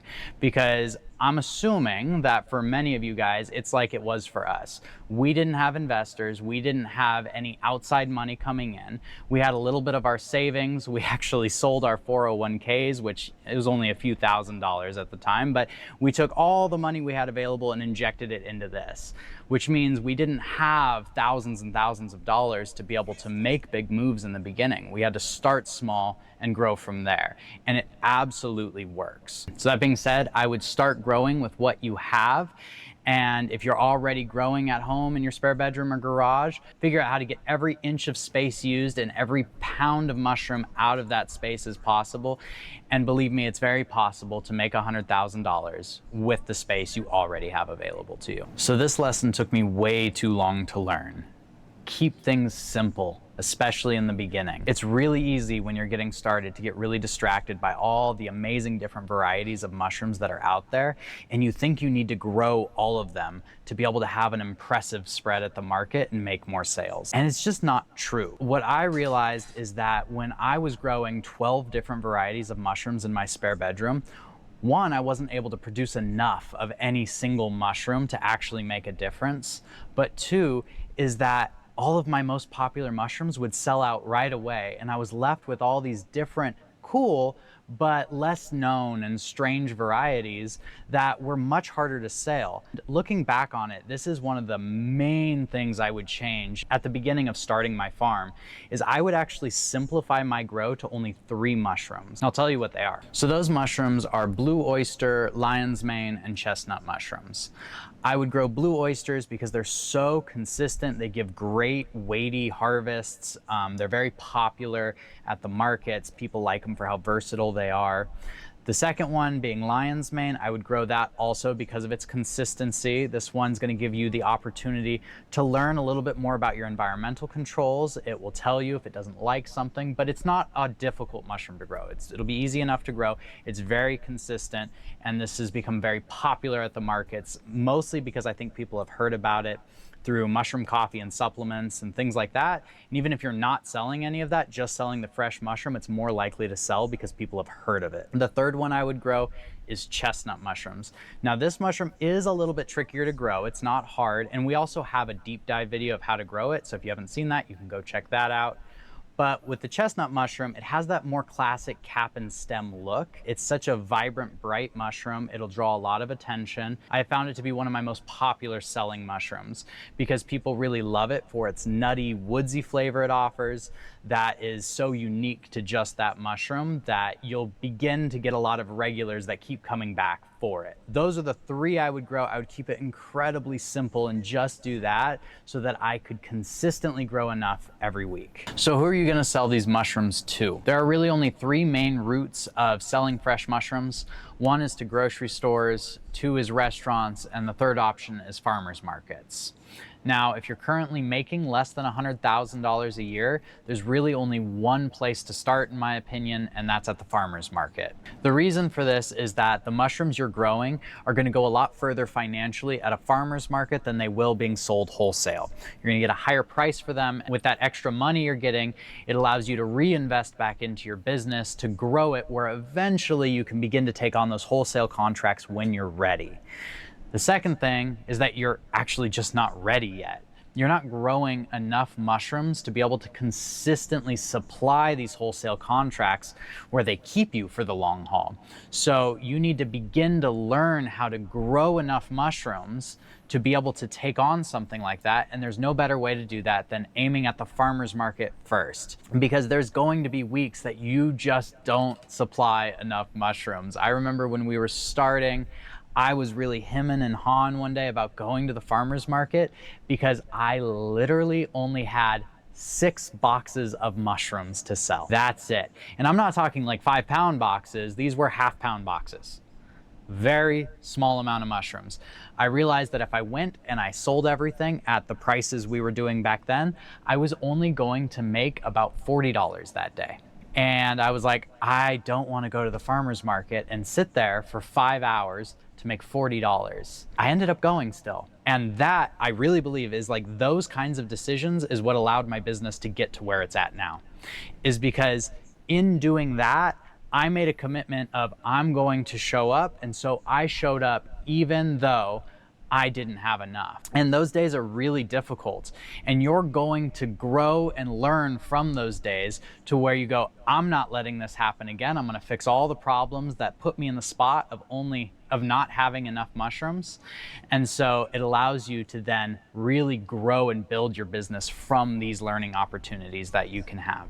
So at a farmer's market, you can actually make anywhere, if you bring enough mushrooms, you can make anywhere from 3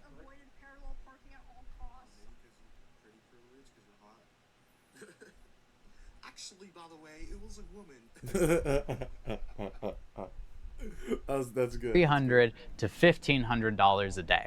That's what we do, at least. Now, in the beginning, I really wouldn't write off those farmers markets that are only producing $300, because that's $300 you wouldn't have had, and you take what you can get in the beginning. But that being said, always be looking for a farmers market that is bigger and that you can get more income from. Always be applying, always be trying those. Sometimes farmers markets only want one mushroom farmer. I'm gonna tell you how to win in the farmers market world. Just be consistent. Consistency is key. So when we started, we weren't able to get into the good farmers markets. We had a couple local farmers markets that weren't producing much money. And there was a very big mushroom farm that was about 2 hours away from us, but they were in all the big markets we wanted to get into. And they were actually a big farm, but we still ended up beating them by just being more consistent. Market managers ended up reaching out to us because we had put in multiple applications throughout the year saying, hey, we're ready, we want to be a part of your market. And they're seeing us at all these other markets and that we show up every week. And so we're the first farm that they call. And so that's how we ended up gathering really great farmers markets, and it was through consistency. So you're gonna get to the point of growing mushrooms consistently, and you might not be there yet, but you can be consistent with showing up even with not enough. Like that story I told you of showing up with only a few boxes of mushrooms to make the $40. Just be consistent. But eventually that consistency is gonna go through every part of your business, and this is where big change really happens. I see so many mushroom farms starting, and it's more of a hobby that they're trying to monetize. And I think that it's important to decide, is this a business for you? Are you trying to make income? And are you trying to earn a living doing this? Are you trying to bring good, healthy, organic produce to your community?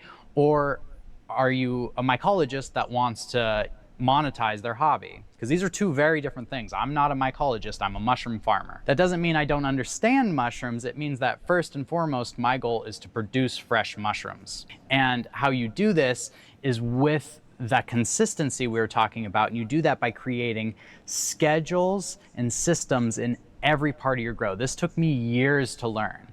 I was one of those farms that was like, hey, we haven't inoculated anything in a few days, I should probably do that. Or I'm starting to notice that our blue oysters aren't coming in as much, I should start, growing blue oyster again.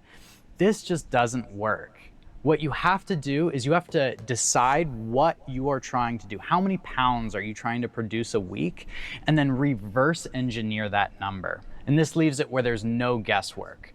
So you're gonna look at your schedule and you're going to realize that you need to inoculate mushrooms every week. And so if you're only doing the 3 varieties we talked about, Pick 3 days in the week. Say Monday is Blue Oyster, Tuesday is Lion's Mane, and Wednesday is Chestnut. And that repeats every week, no matter what. And you know, you can start by producing, say, 20 10-pound blocks for each inoculation. And then that number can grow as you grow, but start with a consistent amount. And then you have that system and schedule in place that everything else in the farming is going to begin to fall in after that. Because if you're inoculating weekly, that means you're harvesting weekly. And if you're harvesting weekly, that means that you can go to farmers markets weekly. And then all of these systems begin to work together, but it just starts with creating a schedule of how you're going to grow the mushrooms. And that is absolutely critical if you want this to turn into any kind of reliable business. Don't buy a bunch of fancy farm equipment in the beginning. Start by making all of your equipment. So at our farm, we made the bagging system, we made the flow hood, we made multiple different steamers for our atmospheric steam pasteurizers. Pretty much everything that we use daily that's critical to the farm, I built it. And I wouldn't do it any other way. Even if I could have afforded like a Bubba barrel or some of those things right out the gate, looking back on it, I'm glad I didn't go that route, because it taught me how all of the equipment works. And this is really important because I guarantee you all your equipment's gonna break, it's gonna malfunction, it's gonna fall apart at the worst time possible. Mushroom farming is incredibly hard on all the equipment because it's used so frequently. So there's a couple things to this. Is one, if you know how to fix it, you don't have to hire somebody to come out. And also, it's probably gonna break on a holiday weekend at the worst time possible. And there's gonna be nobody available anyways. Help isn't coming. So it's really important that you learn how all these things work so the farm can keep a flow going. And also buy backup equipment. For your grow space, you're gonna have like fans for ventilation. You should have multiple of them. If you're using an atmospheric steam system, you need to have a couple heating elements as backup. You need to have backups of everything.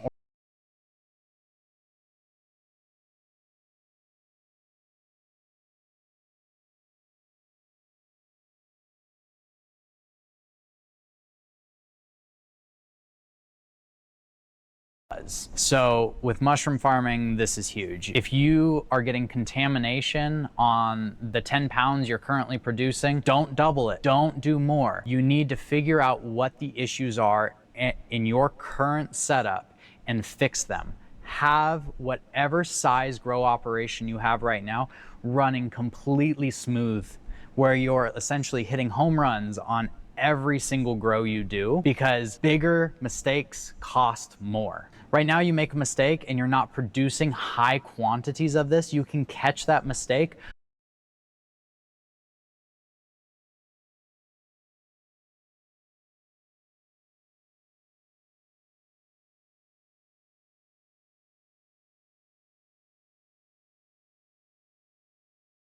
In the grow that I also hadn't had figured out in the grow I was already doing at home. So what this looked like was all of a sudden I had been doing inoculation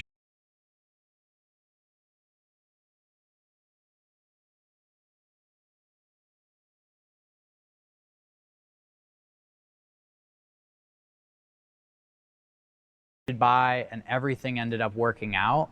But it's really important that before you grow, make sure you completely have what you're doing nailed down. You don't need to do every step of the growing process to have a mushroom farm. A lot of people really imagine this like spore to store model where you do everything yourself, from all the culture work all the way into actually producing a mushroom.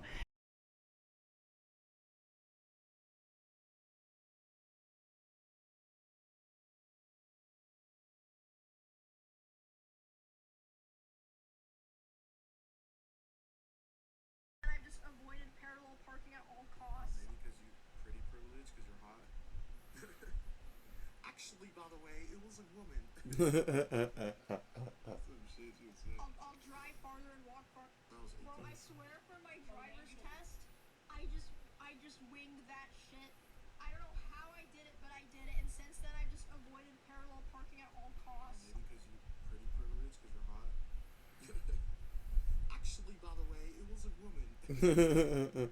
No, that is funny, dog. To actually, if your goal is to sell fresh mushrooms, is to go from spawn. If we're lucky, it'll be that quick with this Satan guy, huh? Feeling people are dying and we're just watching. Yep. Now, Sal, if that is your real name. It's actually perfect to sell. It's actually garbage. Mr. Satan's gonna take out the trash. Wait, you were serious? You're actually gonna fight? I thought you were just somebody's hype man. I am the hype. Kill him. Try to get this on camera, Gary. Larry. Cause I'm gonna end this in a single blow. And it's gonna be faster than light. Satan!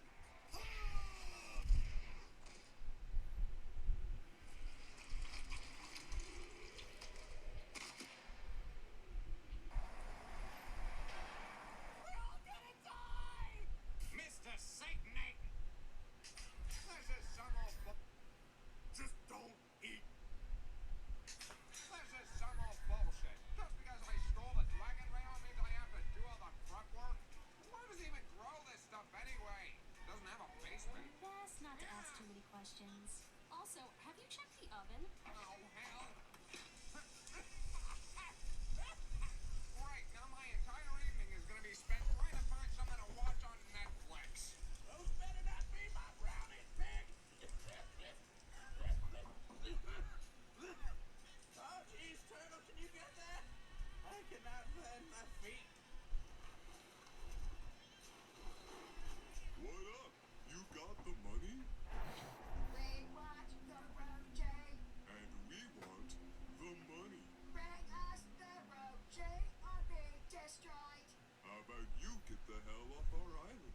There are 6 of biomen and 1 of turtle. I am 999 years old. I don't give a fuck.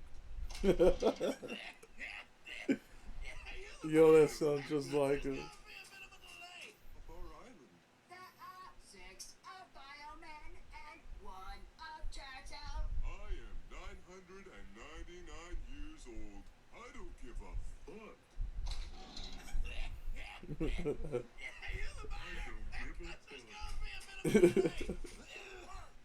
Turns out pigs can't cook brownies. You have that. Island. There are 6.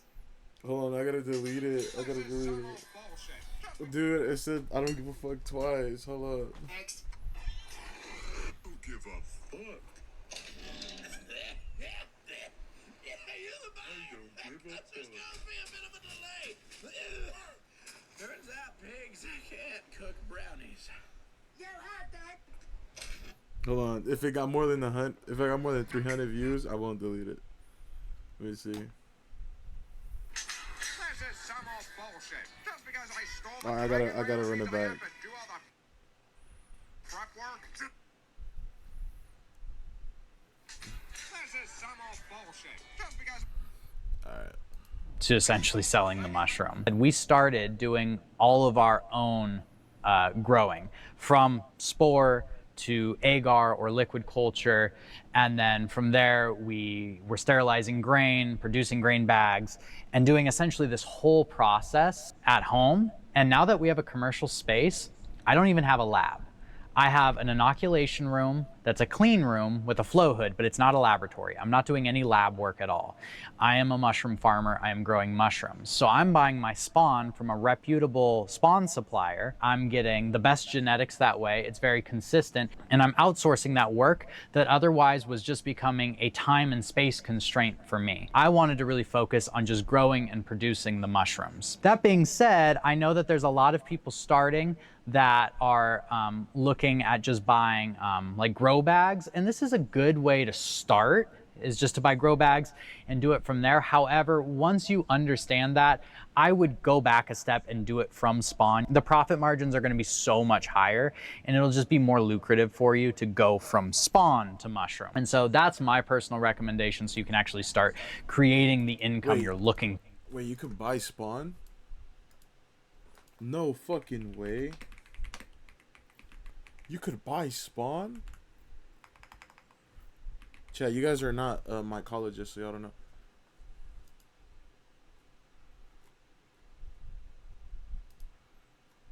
Can we buy spawn?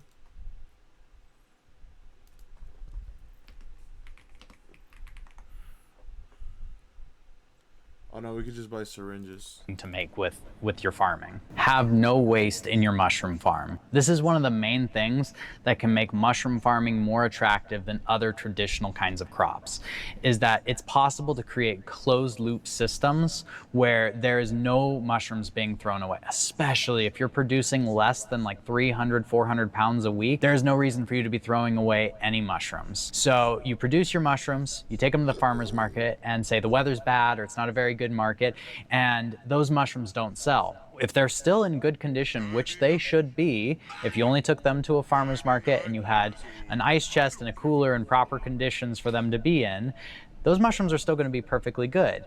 You can take those mushrooms and dehydrate them. People will buy dehydrated products for soups and stews and all kinds of different things. With the lion's mane, you can do the same thing, or you can even grind it down into a powder. Even with chestnut, it's becoming a very popular mushroom seasoning. You can do the same thing, grind it, powder it. And so what you need to do is you need to find a way to have no scrap in your business so that every mushroom you're producing, especially at a small scale, is getting sold. So begin to, think, what are all the different ways I can use what I'm producing to make sure that nothing is going to waste? Okay, so this one applies to every business, not just mushroom farming. Do real bookkeeping. I think that the majority of small businesses out there never actually grow because their businesses are ran off this whimsical feeling of like, I think we're doing good. I think we're making money. There's money in the bank account. They have no idea what the different data points are. How much money are you making and how much are you losing? Where are you making the most money? And just to be totally transparent, this was one of the biggest flaws in the business for the first 2 years of me operating it, is I did it that way. As soon as I changed that and went, if I am trying to actually get good at money, I need to understand what my money is and what it's doing and look at it directly. All of a sudden, it became a lot easier to make a lot more of it. I think what happens is that it's uncomfortable. Like, you're scared to look if it's working. You're scared to look how profitable it is or how much, you're actually getting from all this effort you're doing. So you just prefer not to know. And that's no way to run a business. And it's especially no way to grow. It requires you to have that uncomfortable look and go, okay, business isn't quite doing what I want, but I'm seeing that I'm making a lot more money when I do those extra 2 farmers markets every month. And this is the... Hold on, so we gotta do it again.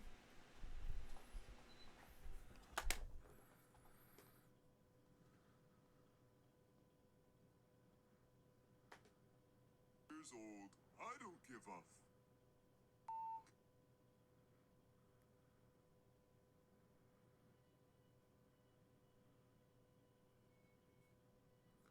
Fuck.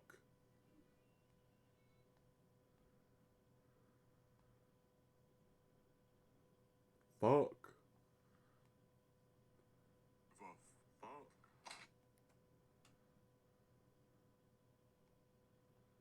I don't give a fuck.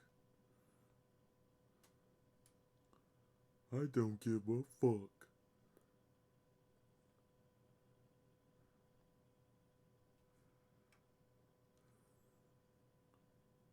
I don't give a fuck.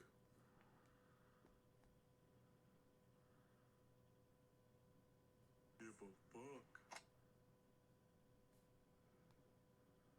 I don't give a fuck. Fuck.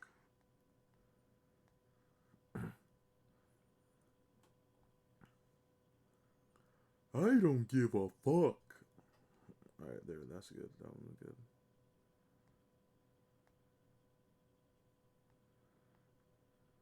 Fuck.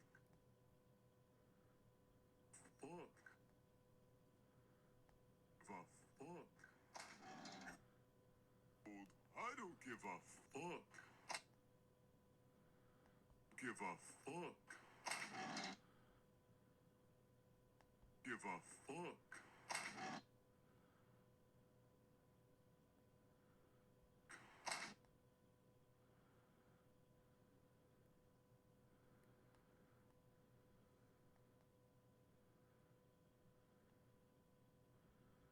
Don't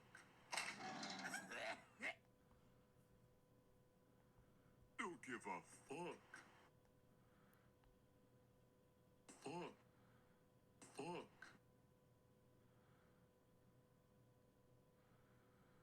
Don't give a fuck.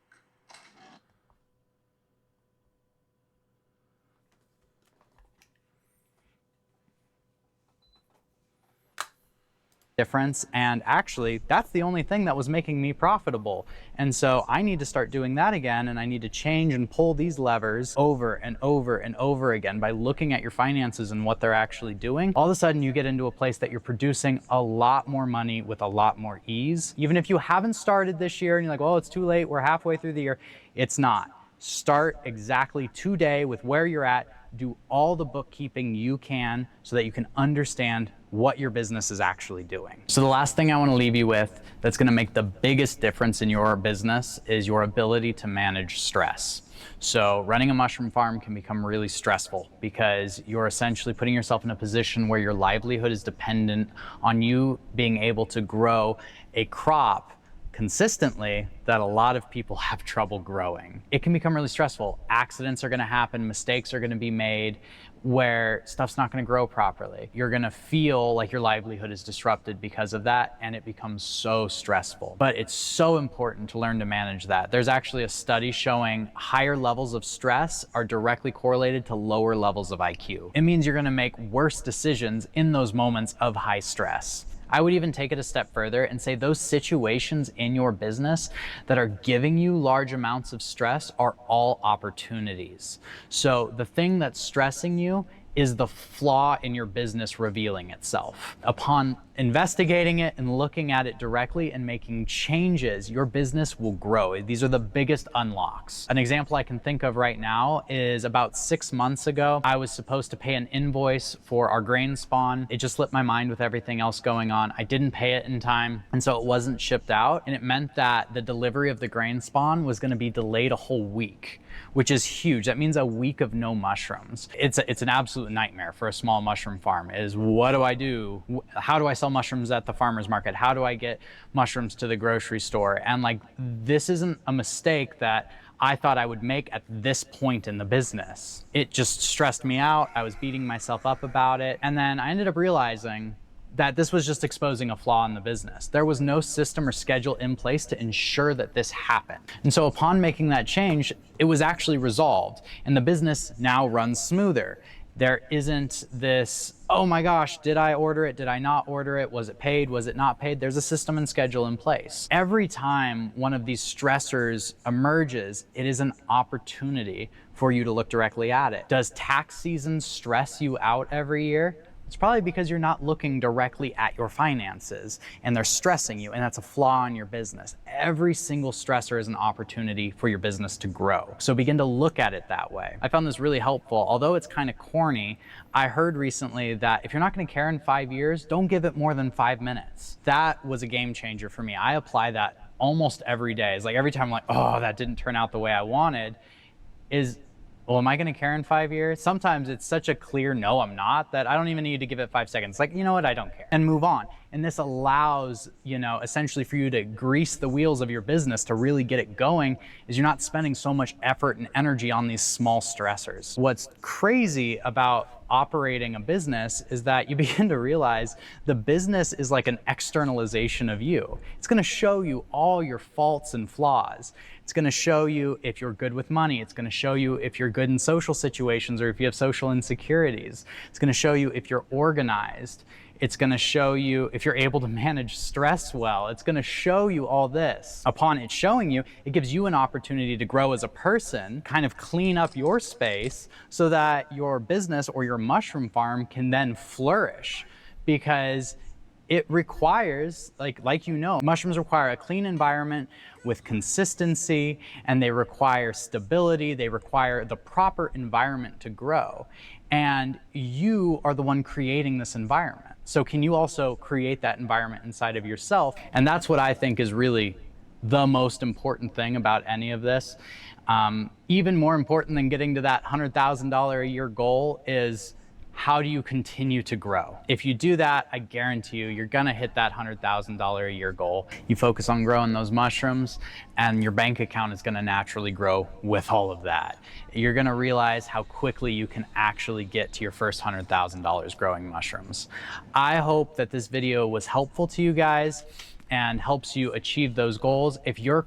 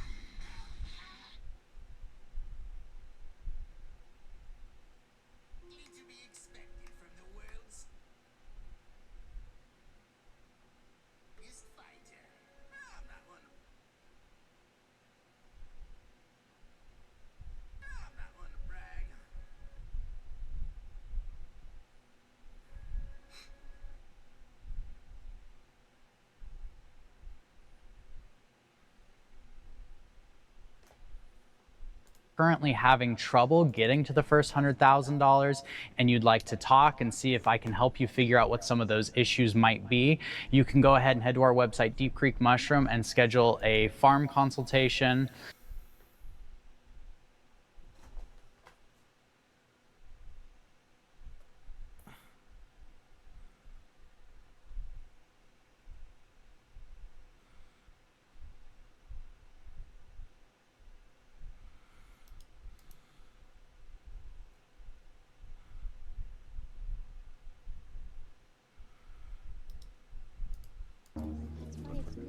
Oh, Peter, you selling your anvil? Yeah, I've had a lot of good times with this thing. Oh, $1. Holy crap, Evil Knievel gloves. I bet I could do a wheelie with these. How much for the gloves? Peter, those are yours. $10 more. $5.50. 10. Sold. Sucker. I would have gone to 15 easy. I am so stupid. Awesome. Peter, you can't drive a car over that. You're gonna get hurt. Lois, I don't come down to Burger King and tell you how to do your job. Peter, I don't work at Burger. I don't work at Burger. I'm busy.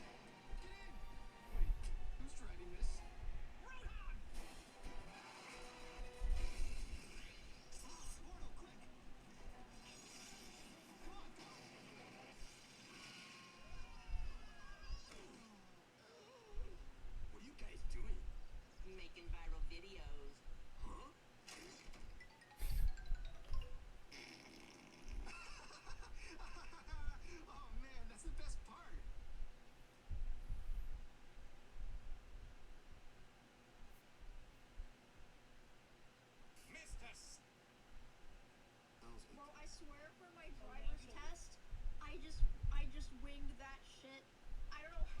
did it, but I did it, and since then I've just avoided parallel parking at all costs. Maybe because you're pretty privileged because you're hot. Actually, by the way, it was a woman.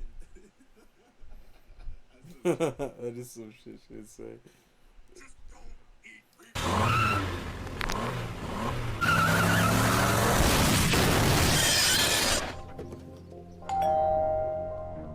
Hey, Joe. Good morning, Peter. I'm here to revoke your driver's license. What? Why? We got reckless driving, disturbing the peace, plus the driver of one of those other cars was a virgin whose hymen was busted by the airbag, so rape. Okay, well, I guess you can take my license. Of course, it's all the way up here. Peter, knock it Right here, off. Joe. Give it to Right me. here. Here Give you me go, the officer. damn Well, license. don't you want it? This is in poor taste, Having some Peter. You're trouble there? starting to piss me All off. you gotta do You're is take- starting to piss me off! Precious stones, semi-precious stones, gemstones, crystals. They are physically beautiful. They catch the light. They are rare. They are gathered from the landscape, mined from the earth. They have been used throughout human history for devotion and for decoration.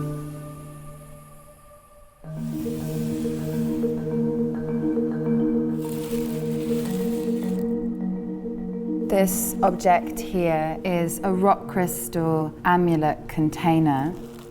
The container could have been worn as a pendant, attached to a cord, hung around the neck, or attached to the person somewhere, something to keep with you, to protect you. This pendant is made up of 2 pieces of rock crystal, which is a microcrystalline mineral that is a quartz. The ancient sources that talk about the generation formation of rock crystal describe the mineral as being made of an elemental combination of both air and water. The word crystallos, that forms the word crystal, is actually an ancient Greek word for ice. And when you undo the screw loop holding the container together at the top, you can open the container up, and you can see from the inside the 2 separate pieces of rock crystal, which have been hollowed out from the inside with 3 different cavities. And inside the cavities would have been placed crayfish eyes to treat any ailments around vision and sight. It's not just what went in the container that had this medicinal function. Rock crystal was closely associated with healing eye problems during the period that this was made. Jewelry was worn for its protective powers, but also as a sign of faith, and rock crystal has symbolic associations in a devotional context as well. This small rock crystal reliquary cross was made at some point during the 17th century, probably in southern Europe. In these 2 objects, there's a link between the transparency of the rock crystal as a material and its ability to aid vision in different ways. Because rock crystal is transparent with a slightly magnifying quality, it was used to house relics that would have been really difficult to see. Things like fingernails, hair, saints' tears. The pieces of relics here, we don't know what they are, but they're very small pieces wrapped in paper. This is a really precious object that has been finely crafted with colourful enameled gold on each end of the cross. It has a pendant loop at the top that again signifies that it probably would have been worn or kept with the person.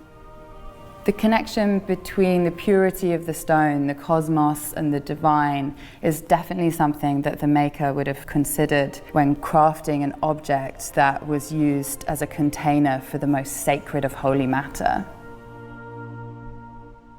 People have been studying stones since ancient times and trying to list their different qualities, magic powers, or medicinal purposes. Following the studies of ancient authors, books listing the power of stones became really popular. These types of books came to be known as lapidaries. We use the word lapidary still today. A lapidarist is someone that works with stone, that cuts it and carves it. In our collections, we have a lapidary book that was popular in 17th century England. It was written by Thomas Nichols, a Cambridge scholar, published in 1652. you know, like This type of book was a precursor to a type of encyclopedia. It was supposed to give you information very systematically about each of the stones. So I'm thinking like Helpfully included in this book is a fold-out diagram which helps you identify stones by asking you a series of questions. Is the stone small or is it great? Is it rare or is it common? And then you follow the options through to the stone chart until you find these lists of stones. Garnet, rubies, diamonds, all of the types of stones that were used for decorative purposes. The symbolic, magical and therapeutic properties of different gemstones were often incorporated into the design for the jewelry. This pendant was made in England between 1540 and 1560. And you can see here the 3 jewels that have been selected for the design. The green jewel at the top is a peridot, the middle stone is a hessonite garnet, and the blue stone hanging is a sapphire. This pendant would have been worn around the neck, and we know that it had a protective function because if we turn it over and look at the back, there is an inscription here around the peridot that was thought to ward off epilepsy. There is an inscription too which invokes God, which also would have been a form of protection. These stones haven't been fully backed with gold, which allows for some contact between the stone and the wearer's skin, making the pendant as protective as possible. The maker and the owner of this pendant would have chosen stones for specific reasons, and it may well have been that they would have consulted a lapidary book to try and understand what the protection offered by specific stones would be. If we look up sapphire in our lapidary book to see what it says, you can see here chapter 10. It tells us about the sapphire's tincture, that is the way it looks, its colour. It tells us where it might be found, and it also tells us its different names, the different kinds of sapphires that are found, and furthermore it tells us about its different faculties or properties. Sapphire was thought to be a useful jewel to wear to keep you chaste, and the physical property of the stone, its kind of medicinal therapeutic purpose, is listed here as helping to prevent the erections of Venus. Also, cool a fever, cure a stammer, promote chastity.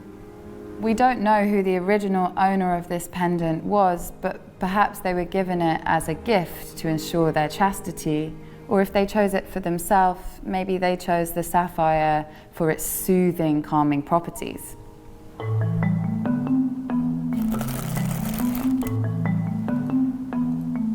This amulet case was made in the 19th century in Tibet. It would have been tied into braids worn in the hair, and it would have been worn by an official of the Tibetan government of the 4th rank or above. So not only is it a protective object, it is also a striking symbol of social status. The amulet box is inlaid with turquoise stones, and traditionally in the jewelry of the Himalayas, turquoise is revered for its beauty and for its spiritual value. I think Andrew Tate says status, let's say like status. I mean, I say it too, but you know. Amulet cases would have carried paper, scrolls, or other sacred objects that were thought to protect the wearer from malevolent forces. This box would have opened from the back by lifting the metal panel, and the scrolls would have been placed inside. An interesting thing about turquoise is that the stone changes colour. It starts to discolour and pale as it interacts with its environment.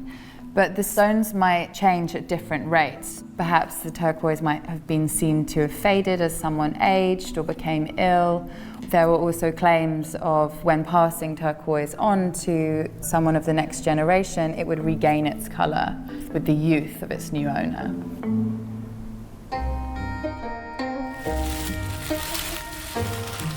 This small carved mythical beast called a qilin was made during the Ming dynasty in China in the 1500s. It has been carved from a nephrite jade pebble. There are two different types of jade. This object is made from a creamy brown nephrite jade that would have been found locally in the northwestern, now autonomous region of China. When a jade specimen is gathered up from the riverbed, it has this russet-coloured skin towards the outside of the specimen. So it's really the skill of the craftsperson to kind of incorporate these different colours into a carved object like this.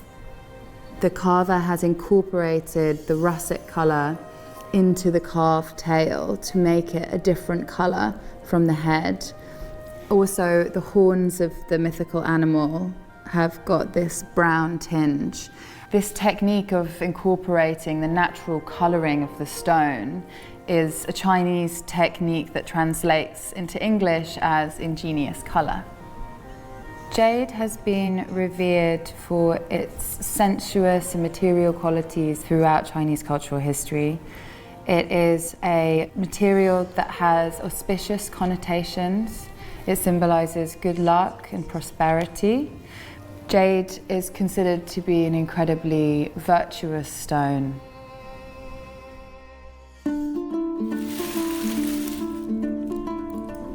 These two objects are bloodstone intaglios.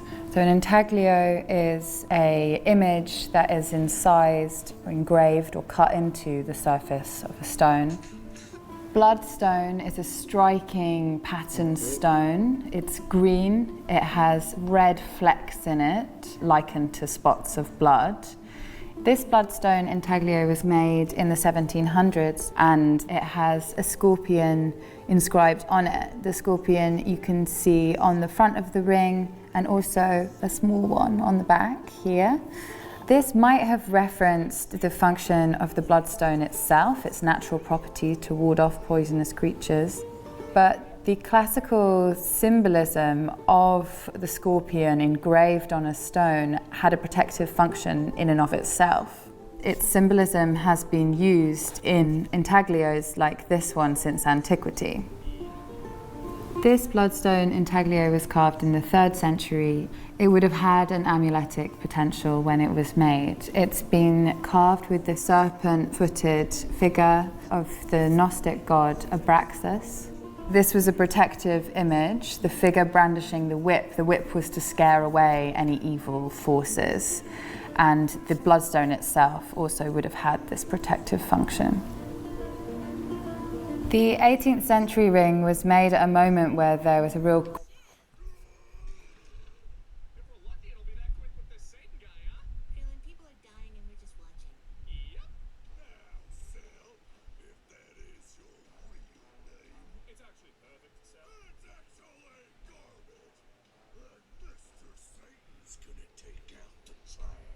Wait, you were serious? You're actually gonna fight? I thought you were just somebody's hype man. Kill him! Larry. This in a single blow, and it's gonna be faster than light. Stay dead.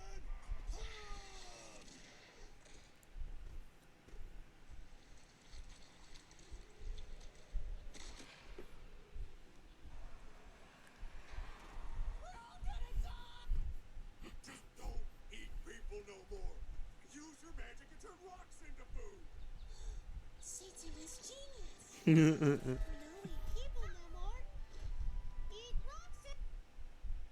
Funny. That's like funny. praise for everything antique. It was a moment. I just winged that shit. I don't know how I did it, but I did it. And since then, I've just avoided parallel parking at all costs. Actually, by the way, it was a woman. I'll drive. Where archaeological sites were being excavated and throwing up all of these exciting ancient objects. So this example is actually drawing very strongly on this antique tradition of carving in bloodstone. In this very new looking lunchbox is a very old object. It's actually one of my favorite objects in the museum.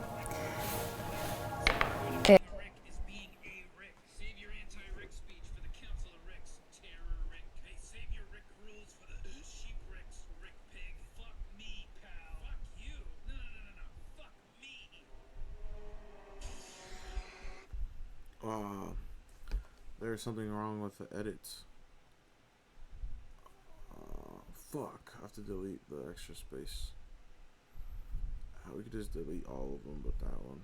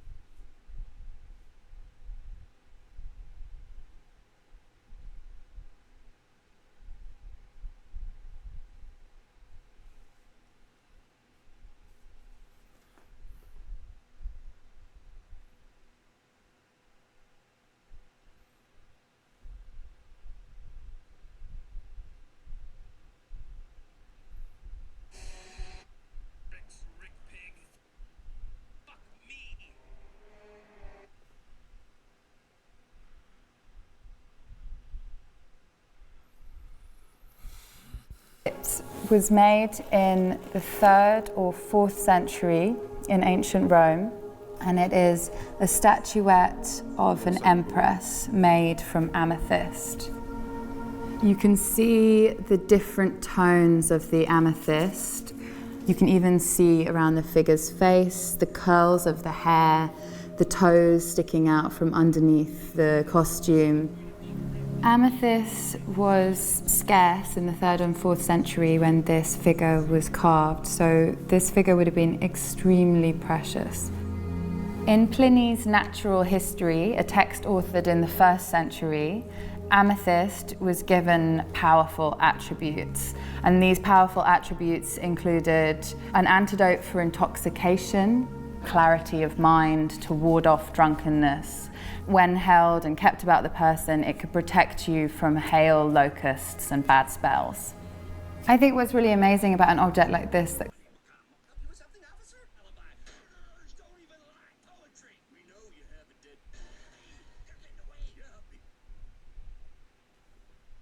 comes from ancient Rome is that it's made it to today, and that in itself is probably testament to some kind of power that it holds to endure. In the collections at the V&A, there are an array of objects made from colourful stone. These objects may have different symbolic, medicinal, or magical associations across times and places. And what's so amazing about seeing a collection of all of these different stones is that they have this power to transport us to a specific time and place and really just connect us back to the earth.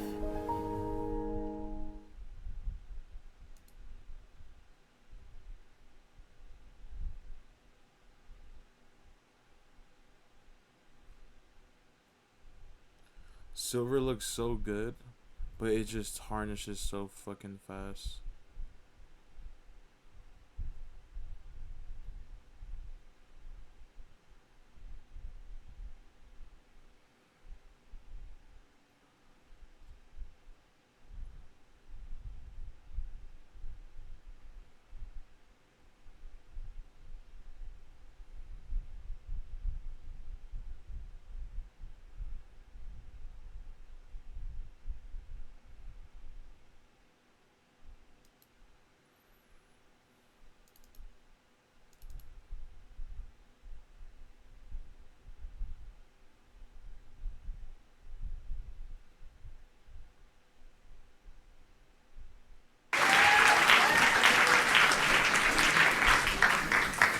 After 6 million years of boredom, the evolutionary ascent of our species from the last common ancestor with the chimpanzee, something extraordinary happened to us less than 100,000 years ago, which, by the way, is long after we'd become anatomically modern. It was a kind of emergence into consciousness less than 100,000 years ago, really less than 40,000 years ago, when we became fully symbolic creatures. And this great change has been defined as the single most important step forward in the evolution of human behavior, is intimately associated with the emergence of the great and transcendent rock and cave art all around the world.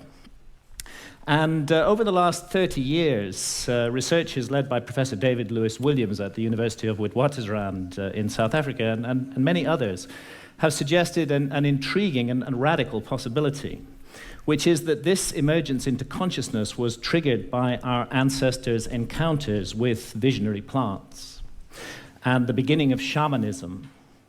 If you analyze the cave art, there's not time to go into the details here, but there are so many details that make it clear that this was an art of altered states of consciousness, of visions.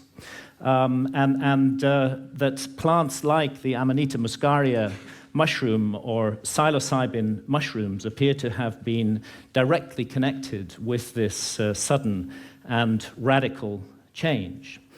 So to investigate this possibility, when I got interested in this mystery, I went down to the Amazon, where there are still surviving shamanistic cultures today, and where they drink the powerful visionary brew ayahuasca, of which the active ingredient is dimethyltryptamine, DMT, which is actually closely related at the molecular level to psilocybin. Now, normally, DMT cannot be activated orally. When we encounter it in the West, it's generally smoked.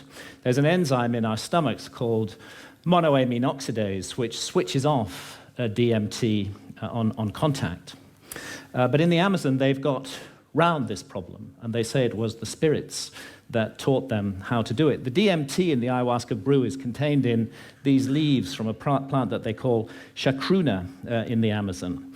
And there they mix it together with this vine. And out of the 150,000 different species of plants and trees in the Amazon, this is the one that contains a monoamine oxidase inhibitor, which switches off that enzyme in our stomachs and allows the DMT in the leaves, when the two are married together and cooked in water, to be absorbed orally, and takes us on a 4-hour journey into extraordinary realms.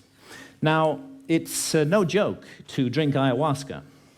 The ayahuasca brew it has a foul taste, really hideous, and a dreadful smell. And after you've drunk your cup, you'll find within 45 minutes or so that you're sweating, that you're feeling nauseous. Pretty soon you may well be vomiting, you may well have diarrhea. So, nobody's doing this for recreation. And I'd like to add that I don't think any of the psychedelics should be used for recreation. They have much more serious and important mission with humanity.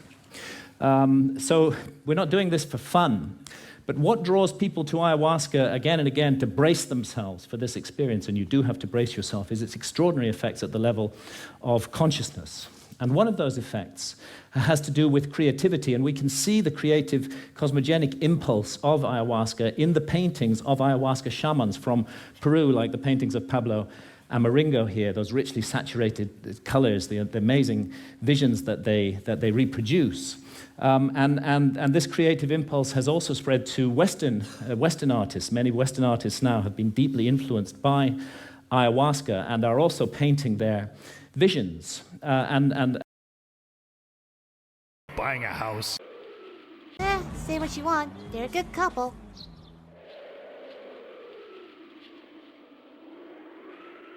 You ever think about buying a house?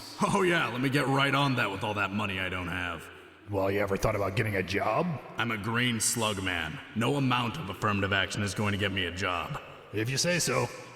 By the way, that old guy's been standing there for like 15 minutes. Maybe you should say something. Fine. What do you want, commie? Mr. Popo's kicked me off the lookout for the night. Apparently he has a booty call. Jinx! Jinx! Jinx! Shut up, bitch, you love it. Last time he did this, I found 5 corpses. He laughed when I said 5. Well, what do you want from me? I was hoping I could stay at your house. I don't have a house. See what I tell you? Shut up, Nail. Is someone in there? Hello, Kami. He can't. As these paintings show, another universal experience of ayahuasca is the encounter with seemingly intelligent entities which communicate with us telepathically. Now, I'm making no claim one way or another as to the reality status of these entities we encounter, simply that phenomenologically, in the ayahuasca experience, they are encountered by people all over the world. And most frequently of all, the spirit of ayahuasca herself, Mother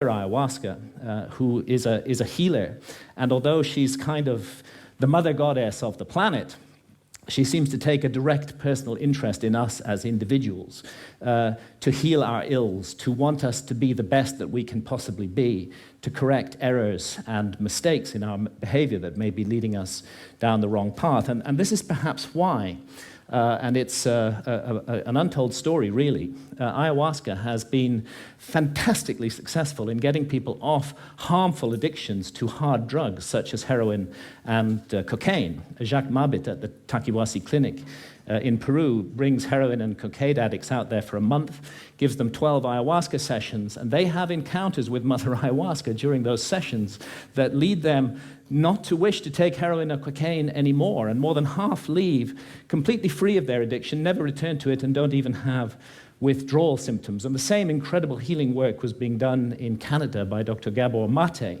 until the Canadian government intervened and stopped his healing practice on the grounds that ayahuasca itself was an illegal drug.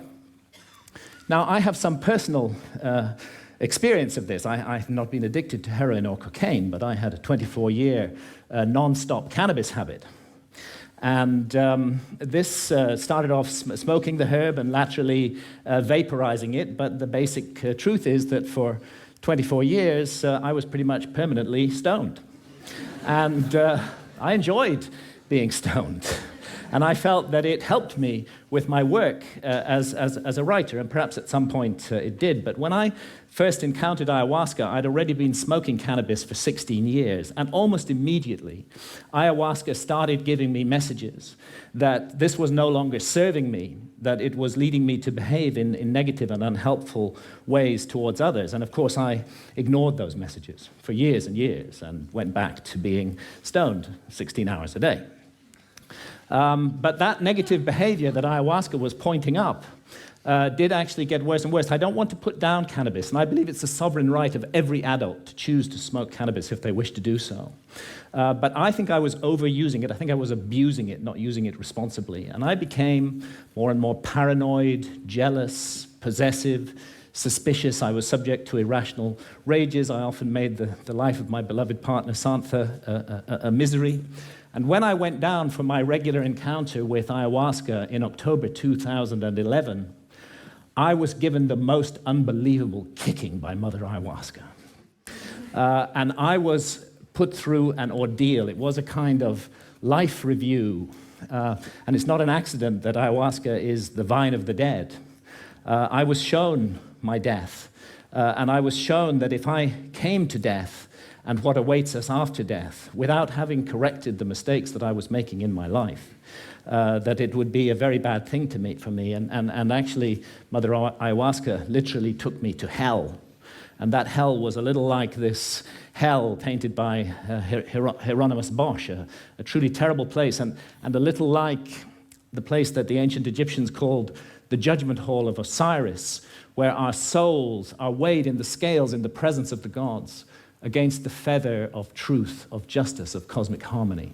And I was shown that the path I was walking, my abuse of cannabis and the behavior associated with it, was going to lead me to be found wanting in the judgment, and that I might face annihilation in the world beyond death. So perhaps not surprising that when I came back to England later in October 2011, I gave up cannabis. And I've never smoked it again since then. And actually, and again, I'm speaking only personally with no comment on others' use of cannabis, it's as though a monkey has been lifted off my back. I'm liberated in incredible ways. Far from my creativity being inhibited, I find myself writing much more productively, much more creatively, much more focused, and much more efficiently as well. And I've begun to be able to address those negative aspects of my behavior, which cannabis had revealed, and hopefully to make myself slowly, it's a long progress, into a more nurturing, more loving, more positive person. And this whole transformation, it really has been a personal transformation for me, was made possible by this encounter with death that Mother Ayahuasca gave me. And you know, that leads me to ask, what is death? Our materialist science reduces everything to matter. Materialist science in the West says that we are just meat, we're just our bodies. So when the brain is dead, that's the end of consciousness. There is no life after death, there is no soul, we just rot and are gone.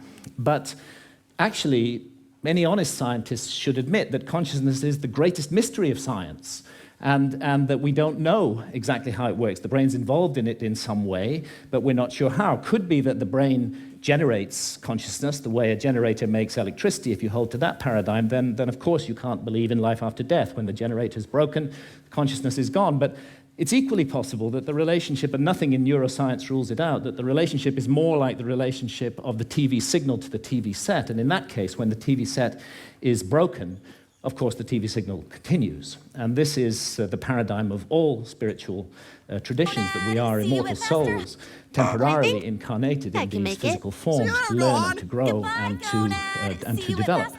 And really, if we want to know about this mystery, the last people we should ask are materialist reductionist scientists. They have nothing to say on the matter at all. Let's go rather to the ancient Egyptians, who put their best minds to work for 3,000 years on the problem of death, and on the problem of how we should live our lives to prepare for what we will confront after death. And the ancient Egyptians expressed their ideas in transcendent art, which still touches us emotionally today, and they came to certain very specific conclusions, that the soul does survive death, and that we will be held accountable for every thought, every action, every deed that we have lived through in our lives. So we better take this precious opportunity to be born in a human body seriously and make the most of it. And in these inquiries into the mystery of death, the ancient Egyptians weren't just exercising their imaginations. They highly valued dream states, and it's now known that they used visionary plants like the hallucinogenic blue water lily. And it's interesting that the ancient Egyptians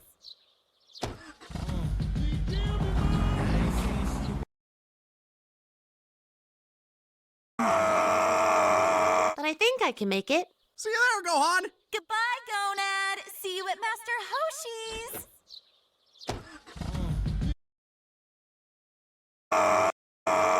But I think...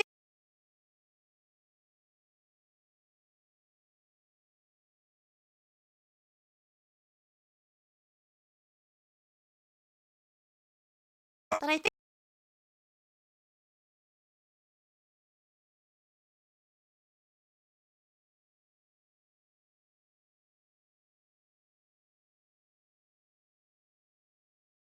But I think I can make it. See you there, Gohan! Goodbye, Gonad! See you at Master Hoshi's!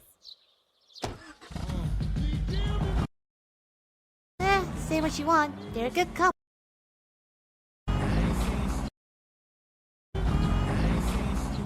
Say what you want. They're a good couple.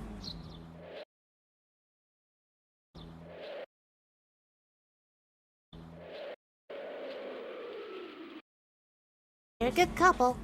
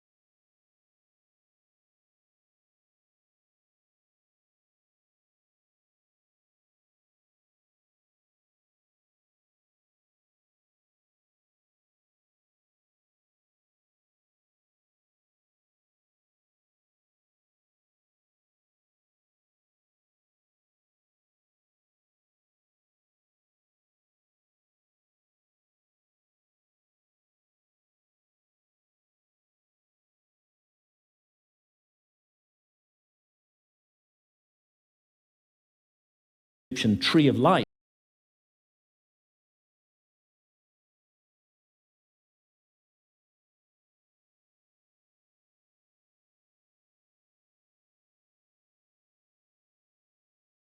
To insult somebody, we call them a dreamer. In ancient societies, that was praise.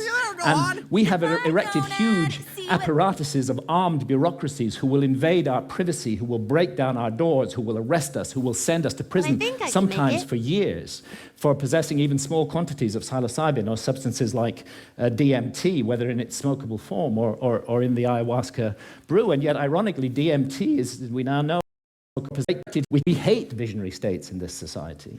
In our society, if we want to insult somebody, we call them this active ingredient that we find in ayahuasca. Now, it's difficult to imagine a society more different from the society of ancient Egypt than our society today. We hate visionary states in this society. In our society, if we want to insult somebody, we call them a dreamer. In ancient societies, that was praise.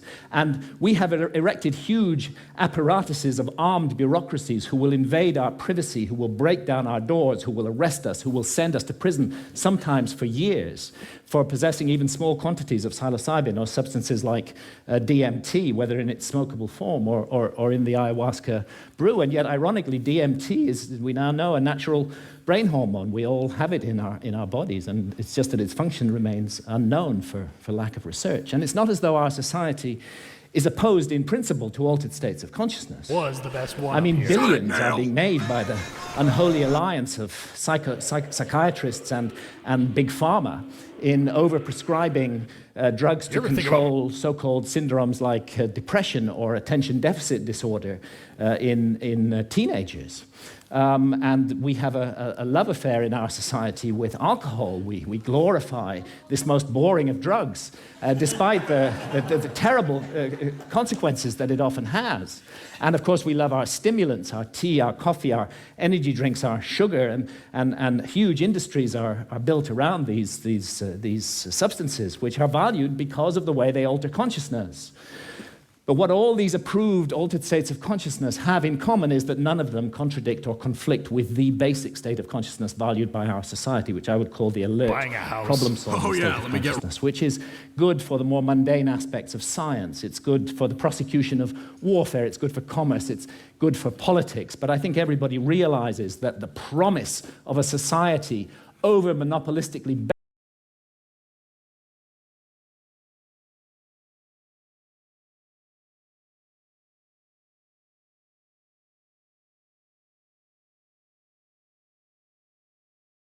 the horrors of nuclear proliferation, the specter of hunger, nuclear single place for this monopolistic science. It's good for the prosecution of warfare. It's good for commerce. It's good for politics. These substances, which are valued because of the way they alter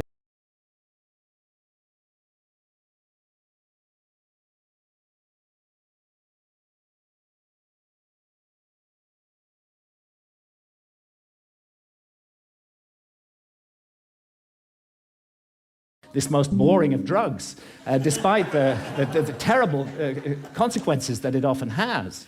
And of course, we love our stimulants, our tea, our coffee, our energy drinks, our sugar, and huge industries are built around these substances, which are valued because of the way they alter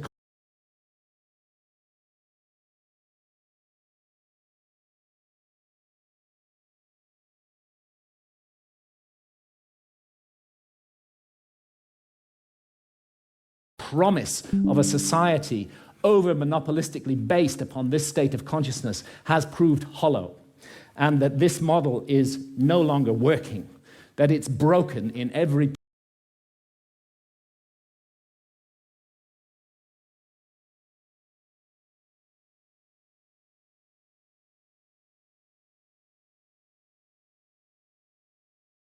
starving, that we can't even solve this problem despite our alert problem-solving state of consciousness. And look what's happening in the Amazon, the lungs of our planet, this precious home of biodiversity. The old-growth rainforest being cut down and replaced with soybean farms so we can feed cattle.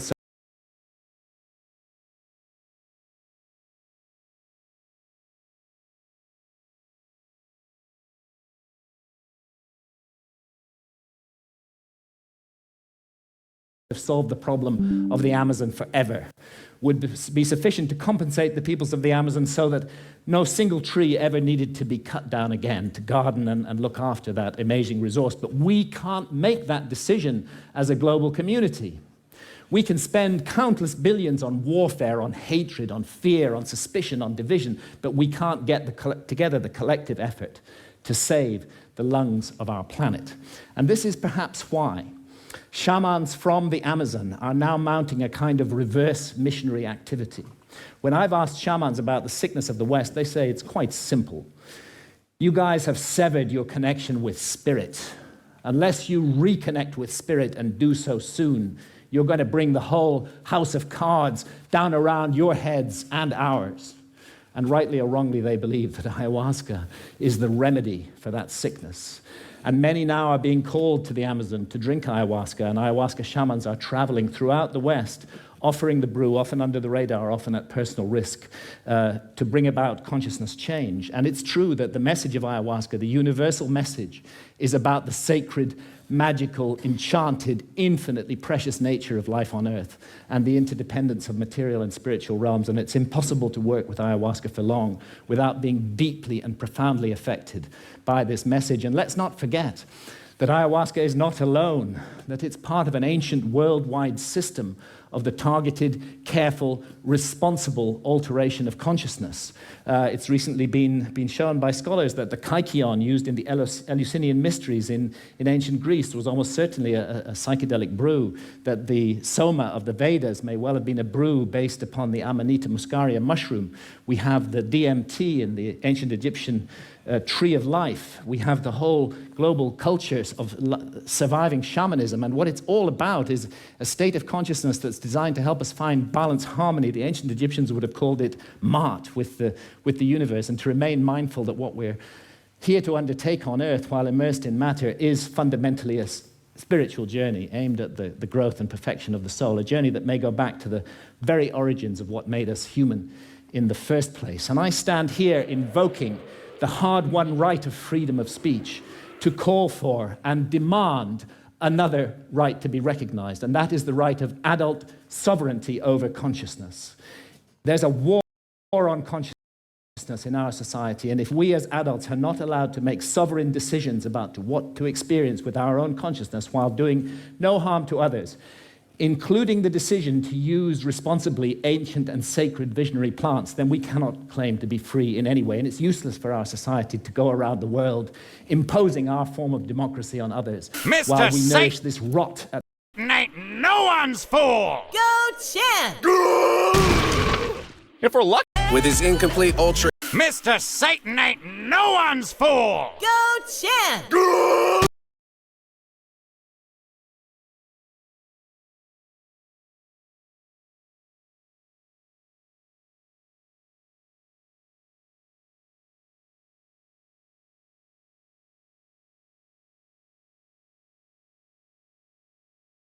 My husband's flying over.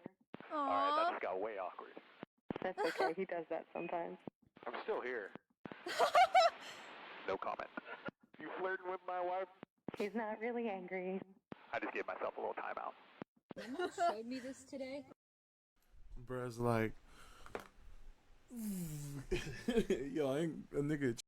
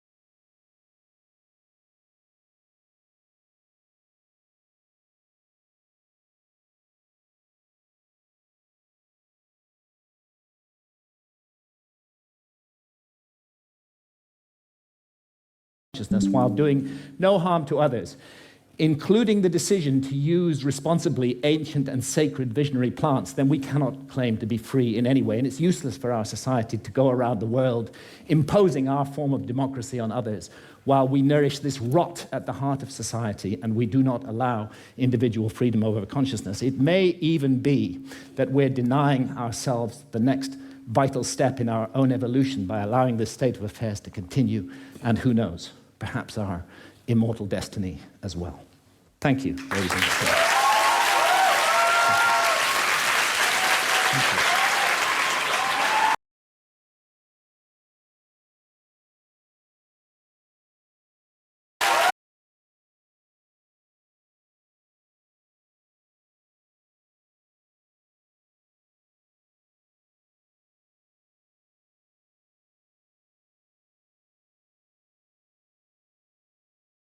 Tree of life. We have the whole global cultures of surviving shamanism, and what it's all about is a state of consciousness that's designed to help us find balance, harmony. The ancient Egyptians would have called it Ma'at, with the universe, and to remain mindful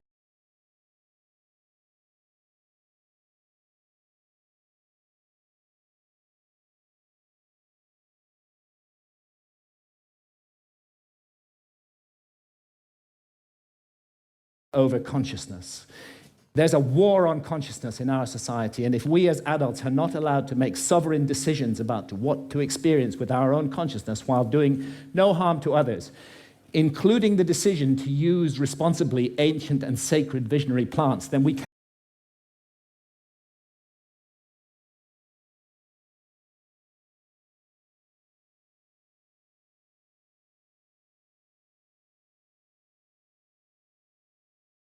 immortal destiny as well. Thank you, ladies and gentlemen.